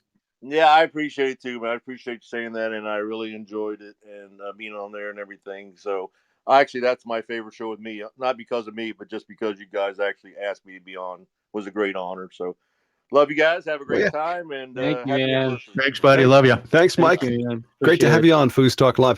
Yeah, the first year anniversary of FoosTalk Live, and wow, it's been a blast so far. We're really enjoying the just having fun with our friends and reminiscing about the good old days. And we've had some great moments. There's no question about that. Of course, one of the people that made my top 5 this evening, the top 5 best guests, is a lady who's well known to the industry of foosball and FoosTalk Live audience. She is a terrific person and a great player. Her name is Liz Hillmore. Hello, Liz. Hello. Happy birthday. Happy anniversary. Thank you, Liz. Thanks for it's an honor to be on the top 5 list, and always an honor to be on the show. It's always a blast listening to you guys chat it up about this and that, and of course being a part of it is even more fun. So how are things in Thanks your for part of the having me. world? What's happening for you right now? Well, my life is super busy, and it's good. So I work a lot, and I mom a lot, and I wife a lot, and I and you inside Foos a little. Yes, Foos is in there too. I'm not going anywhere anytime soon, so foosball is still definitely a priority, and still want to be competitive and be present. So that's definitely happening as well. It's good. Yeah. So are you getting ready for Texas State? So you're going to be heading out, or what's your next tour stop? Well, I'm super excited for Texas State. I actually have some stories about Texas State that I want to share, so remind me. Cool. But no, my next tournament is Asheville, and I really would love to go to Moneyball, but that's back to back, and too much time off for me to, I'd have to turn around and come home on Monday from Asheville and go out to Moneyball on a Wednesday night in order to make events. So, but I'll do that one someday. It's on my list. And then of course, Asheville, then Texas State, and Nationals and Worlds. And, if Colorado happens, we'll do that. Maybe something international. That's definitely what I want to do, is hit one international tournament if it happens. So we'll just kind of wait and see. Yeah. Fingers crossed. Yeah, Right? we're still waiting on the international stuff, although international will happen next year, we hope. And of course, the World Cup, you guys are the defending champions. We talked a little bit about that with you previously, but are you kind of starting to gear up for and looking at the World Cup in 2022 as defending champions, as someone who is part of the process of putting together the team and being really a leader on that team? Is that something that's on your mind as well? World Cup has not ever left my mind since 2019. So yes, and let me clarify that this will actually be the first time recently that I'll actually get to be a part of the selection process, and I will definitely honor that and be diligent and careful in the choices that we make for picking the team. But it's not going to be easy. We had an amazing team in 2019, and we have so many talented players in the pool. So we'll deal with that when that time comes. But I'm definitely excited about World Cup again. It has never left my mind. Yeah, I know Mark's got a question for you. I want to follow up just briefly on that. In the early days of the World Cup and the World Championships, the ITSF multi-table event, a lot of times it was who could make it, who could come, who could afford to go, whatever it was. But that changed to where it got to, let's send the strongest teams we can. When we're putting together these teams, let's think about goalies, let's think about forwards, let's think about who's playing well these days, et cetera, and let's put together the strongest possible team we can. And of course, we've come out of there with the United States has come out of there with gold medals in the senior event, obviously the men's event, the women's event in 2019, and that process, that approach to it, I think really is the correct way of doing it these days, with so many people wanting to be a part of it. But talk a little bit about what it takes to put together a strong team. Do you look back at 2019 and say, well, these are winners, these are gold medalists, they deserve to be on the team? Or do you start to look at maybe some young players as well getting on that team just to keep things sort of fresh and new and rolling forward? Yes. And yes. Well, yes. I mean, what was so beautiful about the team in 2019? It was a lovely blend of Caucasian, Asians, and two Cajuns. We had, two Cajuns. Nice. Yeah, we had a couple of Caucasians, some Asians, and two Cajuns. Yes, a mixture of seasoned players and new players. It just worked. It just worked. So it's super important, I think, to create that formula again. It's super important to have the up and coming players be a part of the process. I'm not sure, how that will look, but it's the right formula. So that's probably what we're going to look at moving forward. At least from my point of view, that's how I'm gonna look at it for next year. Time for my question. What days do you party? Like, is there you guys disciplined and go to bed early? When does that end? I want to do karaoke and get crazy Let me tell you what's beautiful about World Cup for me personally, and why I like European tournaments is it's 9:15 Central Standard Time. I'm in bed right now, usually. So for me, which is totally different from U.S. tournaments, I love competing all day, being done early, getting to go to bed early, and doing it all over again for a week, or however long it is. And then when it's all said and done, there's so much energy and time to party. That's ideal. That's ideal. So to answer your question, if it's a Euro tournament for Liz, I party at the end.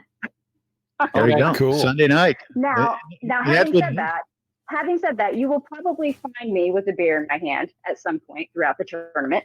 But that doesn't mean that I'm super throwing down. It's not it's no different than any other tournament. Thank you, Liz.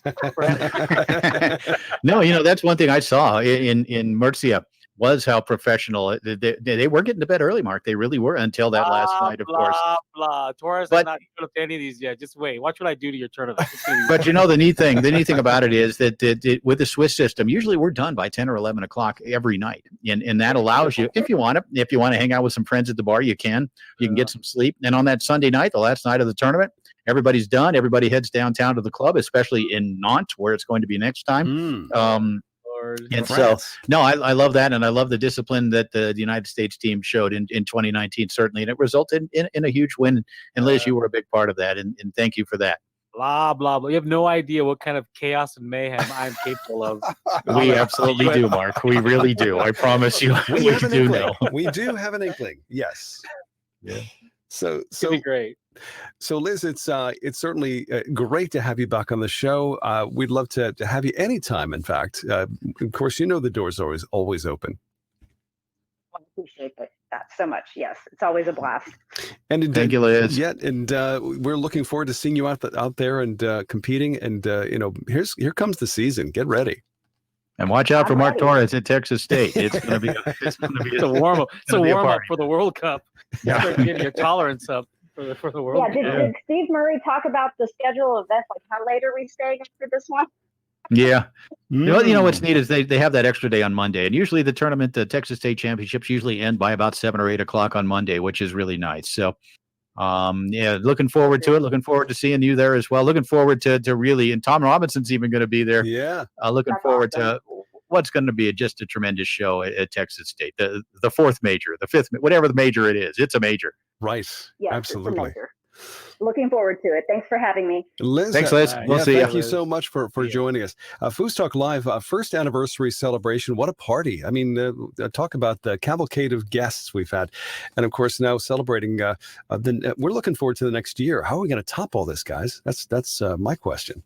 One day at a time, buddy. Just one day at a time. We'll do the best we can. And the good news is we're going to have a lot of stories to talk about, with the resumption of tour play here in this country and eventually in Europe as well. There you go. So there's going to be lots to talk about. That's a great point. Listen, think of how good that point is. We have had no tournaments, and we've had everything in the world to talk about, and we have still more. And the tournaments are just going to add more substance to our dialogue. Yeah, the radio show. for sure. It might be a bit overwhelming at times. In fact, there might be so much going on. We kind of can't fit it into the 2-hour allotment. So, but anyway, that's the least of our problems. Good problems to have. Yeah, absolutely. Yeah, for sure. Absolutely. Speaking of which, we've got some great guests still to come here. In fact, made my number one this evening, or tied for number one on the best guests of FoosTalk Live for the last year. He's an ambassador of the game, and everybody knows him by his voice now. It's Tom Yore Sr. Hello, Tom. Tom Yore's got his mute button on. Yep. Are you muted there, Tom? Probably talking. He's probably just yapping right now. Blah blah blah. Come on, Tom. Can we take him off? Can we take him off mute ourselves? No, I think he's muted himself. Tom Yore, you with us? I'll send him a text. I bet you Rhys is here ready to go. He's not a slacker like Tom. Yeah, right. Yeah. Oh, there's Rhys.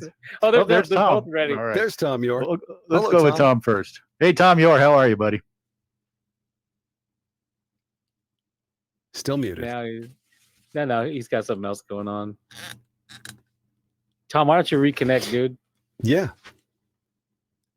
Yeah, this is live radio, right? Live entertainment. This is how it is sometimes. Seat of our pants. There he is.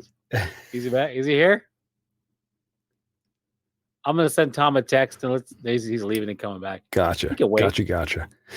Oh, yeah, no, that was great. It's really neat that we're able to talk to all these different individuals. We celebrated our great guests from this last year, but it was always just one guest, right? Right. We'd have an occasional caller, et cetera. But we were very focused in on these individuals with all their great stories. It's kind of neat tonight just to kind of touch base with a lot of these people and kind of keep things moving by having different guests on tonight. Oh, yeah, absolutely.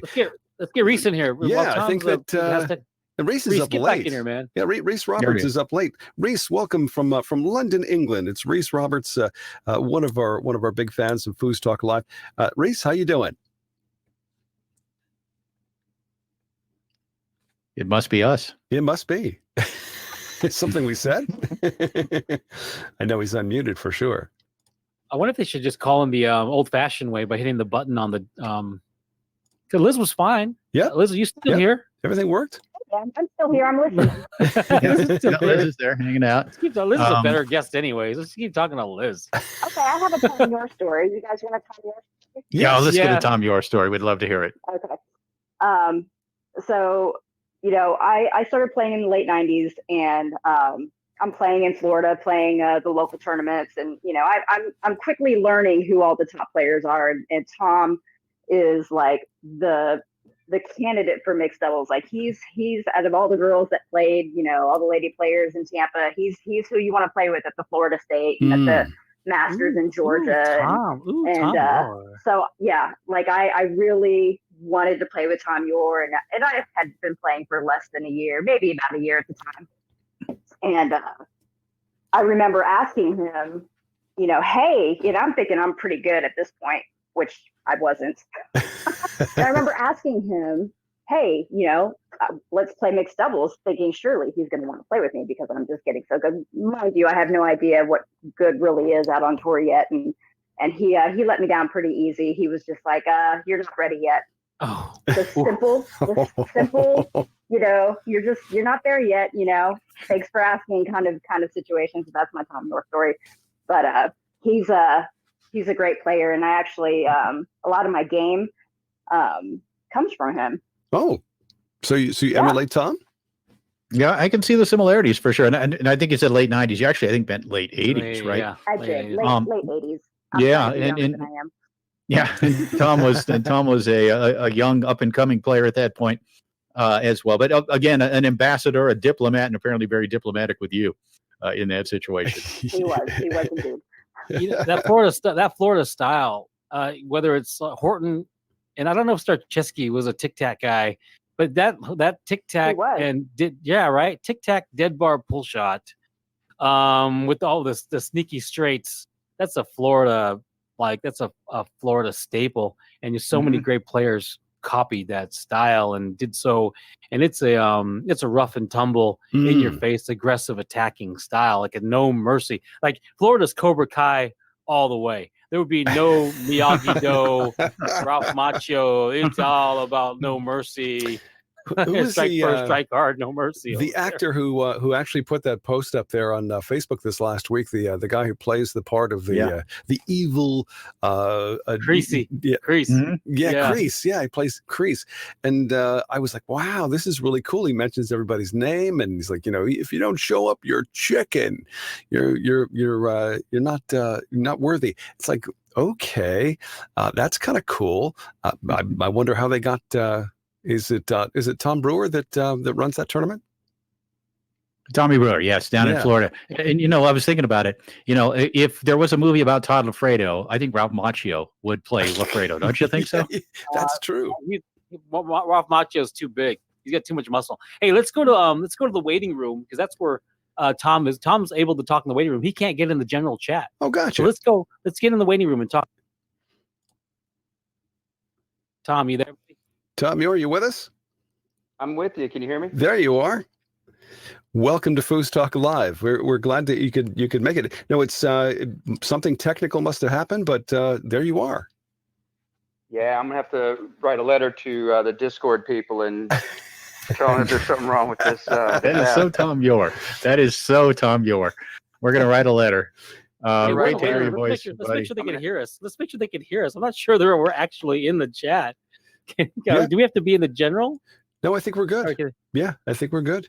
Yeah, it's I don't know. I've done this before. Sorry, guys. This thing was glitching like crazy, and it's all right. Here we are. Yeah, it's technology. Happy anniversary, boys. Thank you very much. Appreciate that.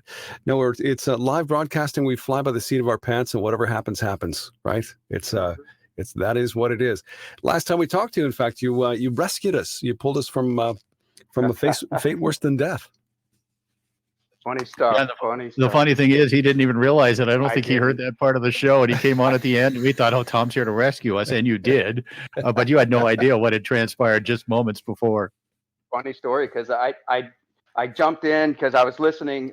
I was walking the dog, honestly, and then I'm listening while I'm walking the dog, and it was at the end of the broadcast. I listened to the beginning, and then I listened towards the end, and then I kept, hearing you talk about something that annoyed me, so that's when I called in. So it wasn't until the next day that I listened to the whole thing, and I didn't hear the whole interview before me. So now, got the perspective. I was dying listening to it. So, but I could see the confusion when I called in, and you're like, I'm complaining about what I was hearing, and you thought I was hearing something else. Right. But that was funny stuff. Incidentally, that episode is so far broken the record for downloads. It's the most we've had so Legendary. far. Legendary. I feel like you're yelling at my dog right now and telling someone to get out of the room. I don't know why, but I imagine it'd be funny if I did. Oh man! No, Tom, you've got your own legend to live up to, which is the flesh. Yes, the flesh heard around the world. Yeah, that's the one. Tell them people know that's real. That's so funny, dude. There are stories going back, 50, 75 years about radio personalities who wore their microphones into the bathroom. Are you going to be, what is your next? Are you going to be hitting Texas State this year? I know usually you're a guy that shows up at Texas State. And that, of course, about 7 weeks away. Are you thinking of making your way to Dallas-Fort Worth this year for that great event? I'm planning on it. Absolutely. That is definitely one of my favorite tournaments ever. If not, over the last 7-8 years, that's my favorite tournament ever. So, Steve Murray and the crew do, the best job I've seen in running a tournament, treating the players exceptionally well with a lot of respect. It's just to me it's the number one tournament here in the country. So cool. I always try to make it. I think I missed it once in the last 15 years, and that was for my brother's wedding. So okay. Hey, Tom, I got a question for you. Yep. Going back, I don't know, mid 2000s, right? And you and I had been working together in the booth for several years, going back to the mid to early 1990s. And Tom, of course, one of the best foosball colormen there is. And so in the mid, maybe early to mid 2000s, we bring this guy Mark Torres into the booth. And I know we worked a few matches together, and I do maybe the first one. I'm commentating, of course, doing play-by-play. You're sitting there doing what you do with analysis, and we bring this guy in, this Mark Torres guy. What were your thoughts about Mark at that time? He's talked about it a little bit. What were your thoughts about it? Who is this guy? What is he thinking? Well, I'm going to speak illuminate for us. from my current knowledge of Mark versus my former knowledge of Mark. See, there's a different persona. Mark's got his foosball party, I'm just here to have fun persona, and then he's got his Sunday nights drinking his seltzer water down to business personality. And they're two different characters. They're totally two different characters. So yeah, when he comes up in the booth and he's just up there having fun, ripping on whoever, and just no filter, whatever comes out. We kind of had a little abrasive personality situation. Yeah, there was. I mean, who is this guy? He comes in here, he's just ripping on everybody. No respect for the masters, no respect for the game. No, none. Zero. So there's some tension. Whatever. I mean, Mark and I, we didn't always get along. I mean, I've never had a problem, Mark. Same. It's just like I get it. Yeah. Did you hear my accolades of you being you're number 3 on my list? I was going to ask. I didn't hear your top 5. I was walking the dog, so I didn't hear any of the show until you're my number 3. In. And I'll hear it tomorrow. I blatantly described the whole root of it, in that you're a true professional that appreciated, respected the game, and I was the opposite. And now I'm funny. I'm finding myself. Funny thing is, I did not hear you say that, so it's funny that I just just backed you up on that completely. That's hilarious. Yeah, really validated our perspectives. Go ahead, Jim. Yeah, it's funny. Walking the dog, it's always about the bathroom with Tom Yore. And the one thing for me as a play-by-play announcer, I loved it. I thought it was great. Here's Tom Yore, who can break down a match. It's pretty serious about it. His delivery is pretty, cut and dry, cut to the chase sort of thing. And then I got Torres over here as kind of a wild man where you never know what he's going to say, although he knows the sport pretty well. So for me, having the contrast of Tom Yore on my left, Mark Torres on my right, I loved it, man. I loved it. And I loved the little bit of tension between you guys. So for me, it made for good television. Well, especially now, Tom's so thoughtful, right? And he articulates so well. And he works so hard. And so I, from a distance, my personality is one that is ingratiated to that. I know my shtick, right? I know my shtick. I don't practice, whatever. But Tom, when you listen to my top 5, you'll see that I have nothing but accolades and appreciation for. I can't believe you said articulate. Have you heard me try to say surreptitious? You got that. But you look in the mirror and practice that one, so it's pretty tight right now. For the last 10 years, I've been practicing it, so I get it right next time. But you tried to say surreptitious after having an individual personal alcohol beverage. Yeah, I was having a Mark moment there. So, no, it's great, Tom, and absolutely, you got to hop in the booth with us at Texas State, and let's bring back let's get the group back together. And you, Mark, and I should definitely do some of the bigger matches, as long as you're not playing at them, which I anticipate. If I could play a match and Tom could cover the color, that'd be great. I'd love to play a little bit. There you go. Great, but I want to get up there with you too, Tom. I got a question before we lose you to another guest. What's your, honest to God, what is your record against Tommy in tour events right now? And you realize whatever it is, it only gets worse. So feel free to exaggerate or whatever you need to do. Well, honestly, if we're going to include singles and doubles, yes. No. When he was 12 and 13, yeah. No. Since he started playing, I mean, back in Colorado State, I got him in the. I'll count this the King of the Ring singles. Mm-hmm. Yep. Especially when I had to go to 8 and he had to go to 6, so I'll take that. Yeah, that's awesome. Bam. And I know I beat him with, I think it was me and I want to say Rue or Brandon against him and Eric, or I don't remember the teams, but so I've got a couple wins in doubles against him, and at least that one in singles, King of the Ring.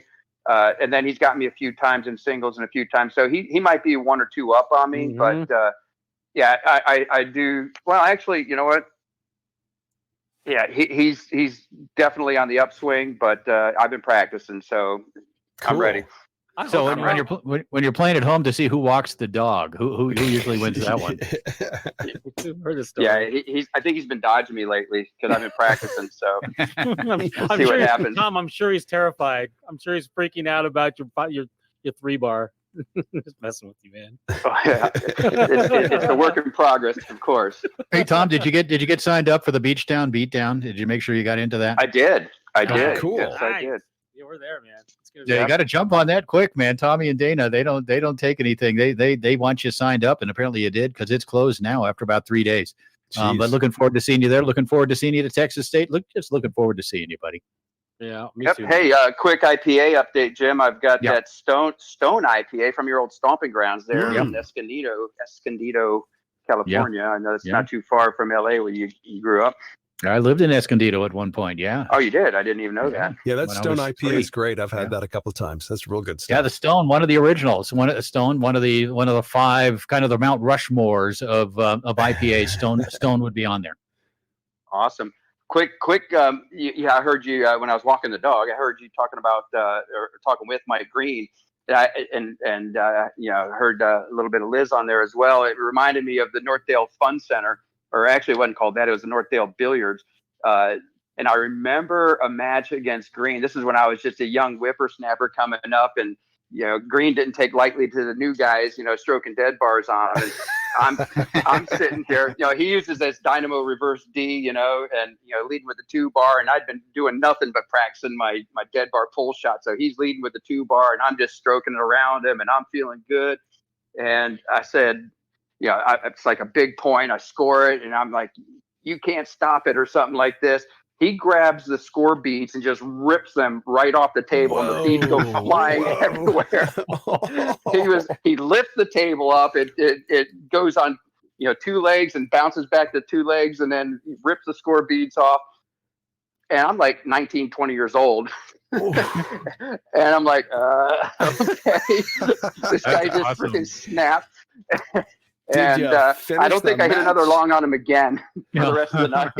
How do you finish the match after that? That is Mike Green, no doubt about it. It took me a couple of years to get over that and get back to scoring on old Mike. Yeah. True story. Great Liz stuff, was there at the time, but I know she played there too. That was funny stuff. That is great. Well, you've got a lot more stories to tell, and I can't wait to hear them when you guys are all back together in the booth. That's going to be an interesting combination, especially after all this time. Spontaneous. For sure. We're all ready to get back into some foos mode right now. We really are. I mean, more than ever, I think we're ready to really explode from the gate here and get back to what we enjoy so much, and that's live foosball and these tournaments and the community aspect of it, the competition aspect of it. And we at Inside Foos certainly looking forward to that. Yep. Well, happy anniversary, guys. Appreciate you having me on. Thank you, Tom. Sorry for the rough start here getting, phoned in, but it's cool. What happens? Live radio. Yeah. No, we do it the best way we can. We fly by the seat of our pants, and whatever happens. And hey, you're not Tony Bacon. That's cool. All right, can't wait to be in the booth there with you. Thanks, Tom. See you, buddy. Thank you so much. Can't wait much. to see you guys in the booth next time. Take care. All right. Awesome, so FoosTalk Live, first let's anniversary. jump back over with Rhys. Huh? Yeah. First anniversary celebration. We'll take a couple of Rhys seconds. Yeah. Hey, quick, you guys. B-Man is Beine, and we have Rhys who's overseas. I want to make sure. What's let's get tight on time here. Who do we have left? Is it just Rhys and Just Beine? those two.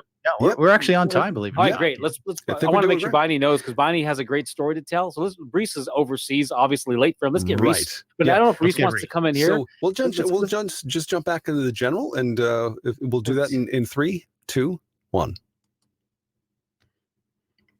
Hello, Rhys. Are you with us? Rhys Roberts from London, England. You may have to unmute him, Tom. Let's see. No, he's got to unmute himself on this end. Yep. Rhys Roberts, one of our bigger fans. Rhys, how you doing? Are you there, Rhys? See, I'm worried we have to go to the waiting room. You guys, I'm worried it's only working for whatever reason because Tom couldn't get in here either. Gotcha. So Rhys, why don't you go to the waiting room, buddy? Click on the Beine, please go there too. Let's see if it works better in the waiting room for whatever reason. Yeah, let's try that. The waiting room, the green room.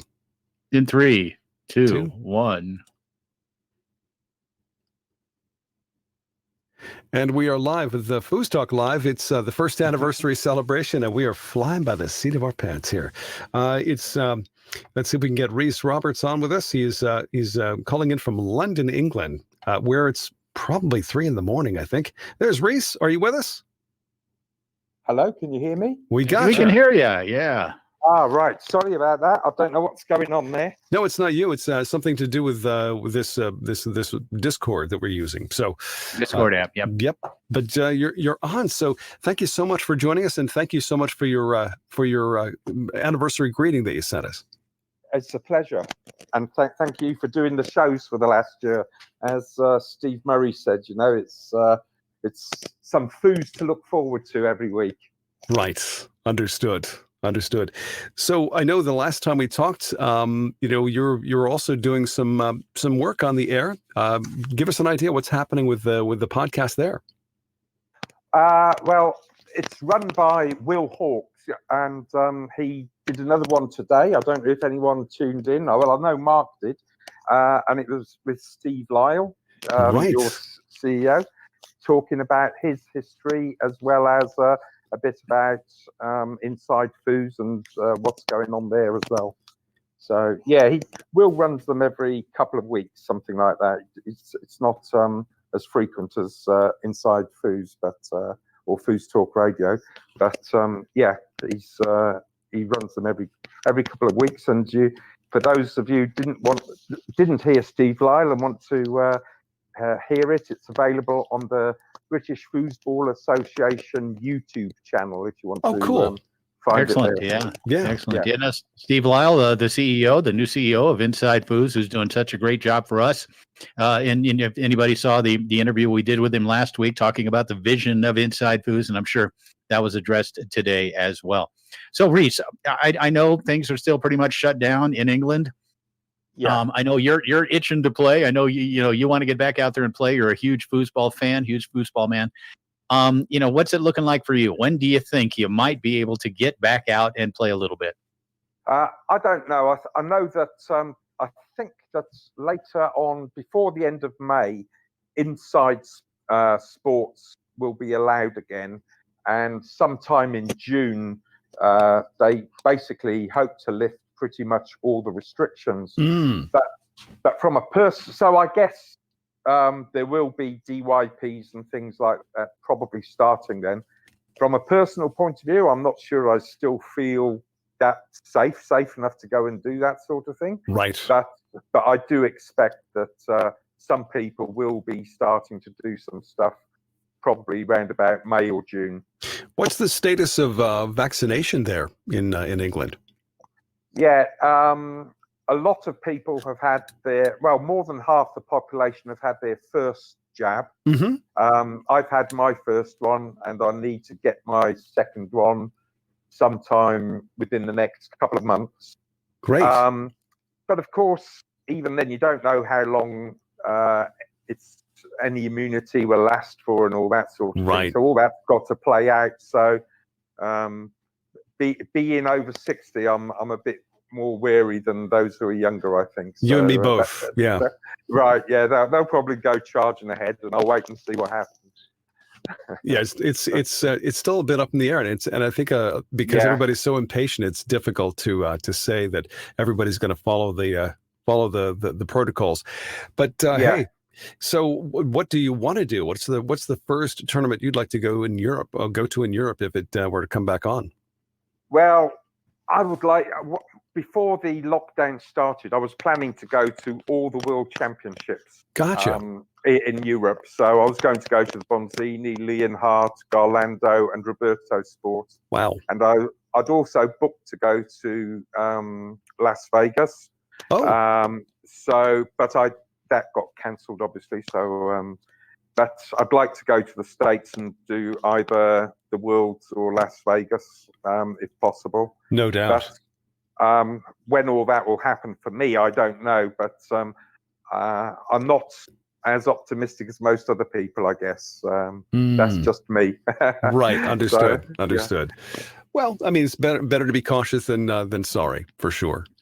Yeah, but we'll see. I might start doing some coaching over the internet for people in London. So Awesome. I've become the London representative of the British Foosball Association. Really? And although I won't go out anywhere, I might get in touch, put some stuff on some Facebook groups and ask if anyone wants some coaching there, and just to get to try and grow the sport a little bit. Oh, very cool. Do a bit in that way. You'll have to join us and let us know what how that goes, because we certainly can give you a shout out when it comes to that kind of thing. Are you going to just now you have your own YouTube channel? Is that it? Well, I'll probably do it on Zoom or something like that. There's on Facebook. I'd probably start off advertising in their local area, so that if and when I do go out, then I could maybe meet up with people in the local area and show them some stuff or something. And cool. Local schools, things like that, maybe.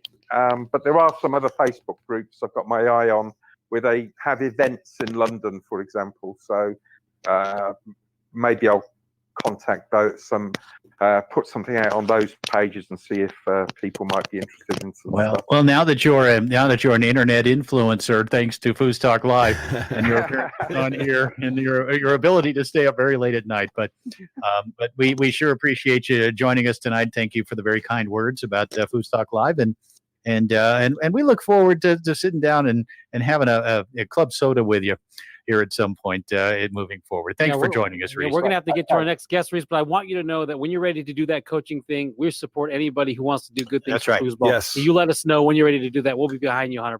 Absolutely. All right, Rhys, thank you so much. Thank you. Sir. Thank you. Cheers, man. Hey, real quick, guys, before we bring on our final guest of the night, just a couple of things. Next week, a very special show. This week, of course, special, but next week, I think it's going to be a special one as well, as we bring on the greatest lady player in the history of the sport, Cindy Head, will be with us as our special guest next week. Yeah. Really looking forward to that. And as Clay Toomey said earlier, make sure you're ready with that volume button, just in case she says, boom, baby. And also this week, InsideFoods.com, we're releasing a couple of things. A special release of the 2004 Hall of Fame Classic to InsideFoods.com. Of course, that's the event that Moya Thielens played the forward position with Garrett Schirkenbach, who will be a guest with us in a couple of weeks, and we'll talk about that. But that match is on there, and a great open singles final between a young Billy Pappas and a Frederic Collignon. Cool. Really great final, and that's going to be launching later this week, along with the 2012 ITSF World Cup, when Belgium and Germany playing in the finals. Great match. Frederic Collignon, of course, all those great German players. Giuliano Bentivoglio also in that match. So those will be released later this week at InsideFoods.com as we continue to build our content and add to the collection there available at InsideFoods.com. All right. So exciting. That's it. So exciting. So this is the first anniversary of FoosTalk Live. We've been doing this for exactly a year. And Jim, you and I kind of hatched this. We plotted this out after an interview on Foosball Radio about the pandemic, and things kind of came together. And all of a sudden, here we are a year later, and wow, having a blast with this podcast, this live feed, of course. And our final guest is really a great way to finish this off, because he is renowned throughout the foosball community, and really was a terrific guest. The first, well, I'm trying to think now, how many times has he been on with us now? But a couple of times. Well, he was on for the one full show, which was great. Would have made my top 5, except it already made Mark's top 5 tonight. So let's bring him on. Let's get Steve, to it. let's talk, buddy. Steve's got a story Steve to tell, Beine. and I want to hear it. I've never heard Mr. Steve Beine. Hello, everybody. Can you hear me? We Turn can. yourself up or talk a little louder, bro. I'm sorry, I had my second shot. Suffering from some flu-like symptoms. Oh. Shot. Anyway, but I'll move along because I know you. We got to get this done. Can you hear me? Okay. Yes, sir. yeah. Perfect. Okay, I want to tell a story I've never told. it gets me emotional, really. Sometimes I start to think about it and I can't really talk because I guess, first of all, before I say that, thanks for bringing me on the team and on the show. I appreciate that, and I hope to be an asset. Thank you for being here. And I know Clay's in the background. I appreciate what he does. Mark, Jim, and Tom, happy 1 year anniversary. Thank you. You're Thank you, doing buddy. an outstanding job. I mean, I really appreciate what you're doing, and I see it going to greater heights. Cool. Thank you, In Steve. honor of the 1 year anniversary, I want to tell you a story. We often sling around the term foosball family. I can't think of a single story in my 45, 46 years of playing that really even comes close to this one, to me. And the story centers around Adrian Zamora. And he's a great friend. I mean, I love that guy. Who doesn't, right? Basically, if you have a problem with Adrian, you're probably the problem. So I'm going to go back to the 2019 World Cup. And I took my son. And I had traveled to Minneapolis to play on the tables with Gummison. Adrian had traveled from his hometown in California to Denver for a week to practice on all 5 tables. And then Adrian flew with his wife to Murcia, Spain, and I flew with my son, Stevie, who's 19 years old at the time. And that's the first time Adrian met my son. And as you know, Adrian doesn't have any children, but his dogs are his children. He loves his dogs, him and Beth. And so my son, if he meets you, before he walks away, probably 10 times out of 10, he's going to give you a hug. That's just how he is. And I introduced him to Adrian, and Adrian is facing me. My son, his back is to me, and my son goes to give him a hug. And I watch Adrian feel, you know, that uncomfortable look when somebody's entered your boundaries and you're a little bit uncomfortable.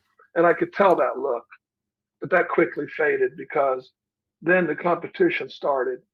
And of course, my son, who's been around foosball, had never experienced anything like what he saw in Spain. I mean, the United States player really can't fathom it until they see the emotion, the excitement, the noise, the cheering, right? You know, the ups and the downs and everything in between. And so I'm playing Adrian in classic doubles and senior doubles. Me and Gummison are playing Garrett and Adrian. They have us down 2 games to nothing. And before the 3rd game starts, my son's there and he's screaming for me, you know, and I tell him I didn't fly across the ocean for this, you know. And long story short is we come back and we win that match. But my son loves Adrian so much because of how intense the match was and just the whole way it went, you know. There was nothing adversarial, but we were all going at it, you know. And so my son makes it a point, Stevie, to follow Adrian around at all his matches. And he does not miss a single match while Adrian is playing senior men's singles. And a couple of times I wanted to go eat. He's like, no, Dad, I got to watch Adrian. You know, he's going to be disappointed if I'm not there.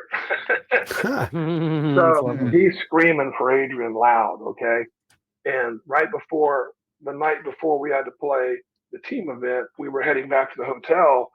And Stevie said, I don't want to leave yet because Adrian might be playing tonight. And so he says, I want to go back. Can I walk back? And we're in Spain. I'm not going to let, and we're about 3 blocks away from the venue. And the mere fact that my son would want to walk back there at night where it's dark by himself told me he really wanted to do this. So we went back. Adrian wins the match. So, I mean, now Adrian's hugging all over him. He acts like he's known him for 30 years. And we go, so I'll fast forward to where we're leaving and we're all at the train station. And me and Gummy and my son Stevie and Tracy McMillan. And here comes Adrian and Beth around the corner 60 yards away. And Stevie yells, Adrian. And Adrian yells, Stevie. It was like straight out of Rocky with Adrian and Rocky Balboa. They start running towards each other, you know, and I can almost hear that Chariots of Fire theme going in the background. They run each other and hug, right? And so, and Beth and Adrian, when my son walks away, says, "Boy, we just really love your boy. He is one of a kind. I don't know. We've never met somebody like him." So I go home, and I'm on vacation at Hilton Head Island, and I get a call from Adrian saying, "Hey, I sent you something. Did you get it?" I said, "No, I'm on vacation." He goes, "Well, you let me know when you get it. I wanted to send Stevie something. I really appreciate him. He's really something." I said, "Okay." I get home, and we open the mail, and I can't even believe it. Adrian sent my son a card and his gold medal. Whoa. I mean, you name me a foosball player that's played 40 years, that travels out of town for a week, not to mention all the blood, sweat, and tears over his career, but he traveled to Denver, trained with everybody, flew his wife over there, stands on the podium, bows down, and put a medal over his head. And I'm not talking about a duplicate medal. It was the medal. Wow. And so he sends a card, and in the card, I'd have to paraphrase, and it says, Stevie, basically, I don't know what to say. Sometimes you meet somebody and they take on the significance in your life almost right away. Yeah. He said, and I could not have won this gold medal if it wasn't for you. In fact, one match you showed up a few balls late, and I was down, and I was worried. Like, I was looking around, where are you? Oh, my And here you goodness. come. And he said, I just can't believe it. I want you to have this. And this is just as much yours as it is mine. Now, keep in mind, we talk about, for the family. Adrian went overseas and won a gold medal for the USA and gave it away to a kid he never met. Now, so when I first saw that and we opened up the envelope, my first instinction was to say, Stevie, you cannot have this. But I didn't want to say anything. I really couldn't speak. I dialed Adrian's phone the next day, but after it rang one or two times, I just hung it up because I knew I was afraid I was going to tear up, and then about 3 days later, I still couldn't call him because I didn't know what to say. I think it was a week later when I finally called and I said, Adrian, I'm hardly going to speak, man. I'm going to embarrass myself. I don't even care. And I told my son, I said, in your entire life, other than me, my wife, your sister, it's a fact. No one will ever in your life give you something that's significant to you, let alone you never met the man. Let alone, Stevie, do you understand what he invested to get that? You was there when they played the national anthem and and they put it over his head. And he put it in the mail with a card and sent it to you, And to me, we talk about foosball family, and there is. And we know, especially master players, it's so hard to get there. People don't understand. If you were an expert rated player and you went out and won every tournament for 4 years, I don't still think you could become master. Right. It's hard to get to, and it's hard to stay there. And so I've never been able to tell that story. I always wanted to tell it. I was going to I tried 100 times to make a Facebook post. That's beautiful, Jim, buddy. Yeah, Jim, absolutely. With you, with Mark, Clay, Tom, I'm going to say this. I can give you all the compliments in the world, and you appreciate that. But if I make the compliment about your child, it's on steroids. It's off the hook. Yep. Oh, of course it is. Close. Yeah, of course it is. And No, that's kind beautiful. Of person Adrian Zamora gave his gold medal to my son. Well, it says a couple of things. It says obviously Adrian, as we all know, just a superior human being, no question about it. But it also suggests that young Stevie has a pretty good father himself, and great story. And really appreciate you jumping in here with us tonight. That's the best story that's ever been told on the show. Oh yeah. And the 2 through 5 are my stories, but this is the best story that's ever been told. No, Steve, Steve, seriously, wow. it's an amazing story. It's a moving story. I mean that from the bottom of my heart. It's such a great story. So, I texted Adrian. about it. Did you? Yeah. And what has been such a great show tonight, really. What a great way to close it out, Steve. Beautiful story. And I'm envisioning down the road here at some point, Stevie and Adrian once again meeting each other, seeing each other, and reuniting, and that bond, I'm sure, will be there again. But thanks for coming on tonight, buddy. We're right up against it at the back end. But what a great way to end the show. Thank you, Steve. Thank you so much, Steve. Called me about a week after and said, "Hey, if it's for sale, I'll take them." And we hope you feel better soon. Yeah, he will. Yeah, by tomorrow. Thanks, Steve. Great stuff. Have a good night. Thank you. Yes, sir. Thank you. Well, wow. There you go. When we do our list of best shows of the last year, I'm thinking this is number one, man. This was a great show tonight. Yep. And thanks to everybody listening in tonight. We are up against it, but it has been our pleasure to be with you in the last year. We're looking forward to the next year. And thanks to Mark and Jim and Clay. We'll catch you next week. Go to our Kickstarter. Go to our Foos Kickstarter Talk and Live pledge. is a product of Cindy Head next Inside week. Foos. All rights reserved. Brought to you in part by InsideFoos.com, 518 Prince, Foosballers the Movie, Foosball Clubs USA, and the USTSO. Tune in again next week for another episode of FoosTalk Live. Oh, happy anniversary, happy anniversary, happy anniversary, happy anniversary, for a cheerful toast and fill it.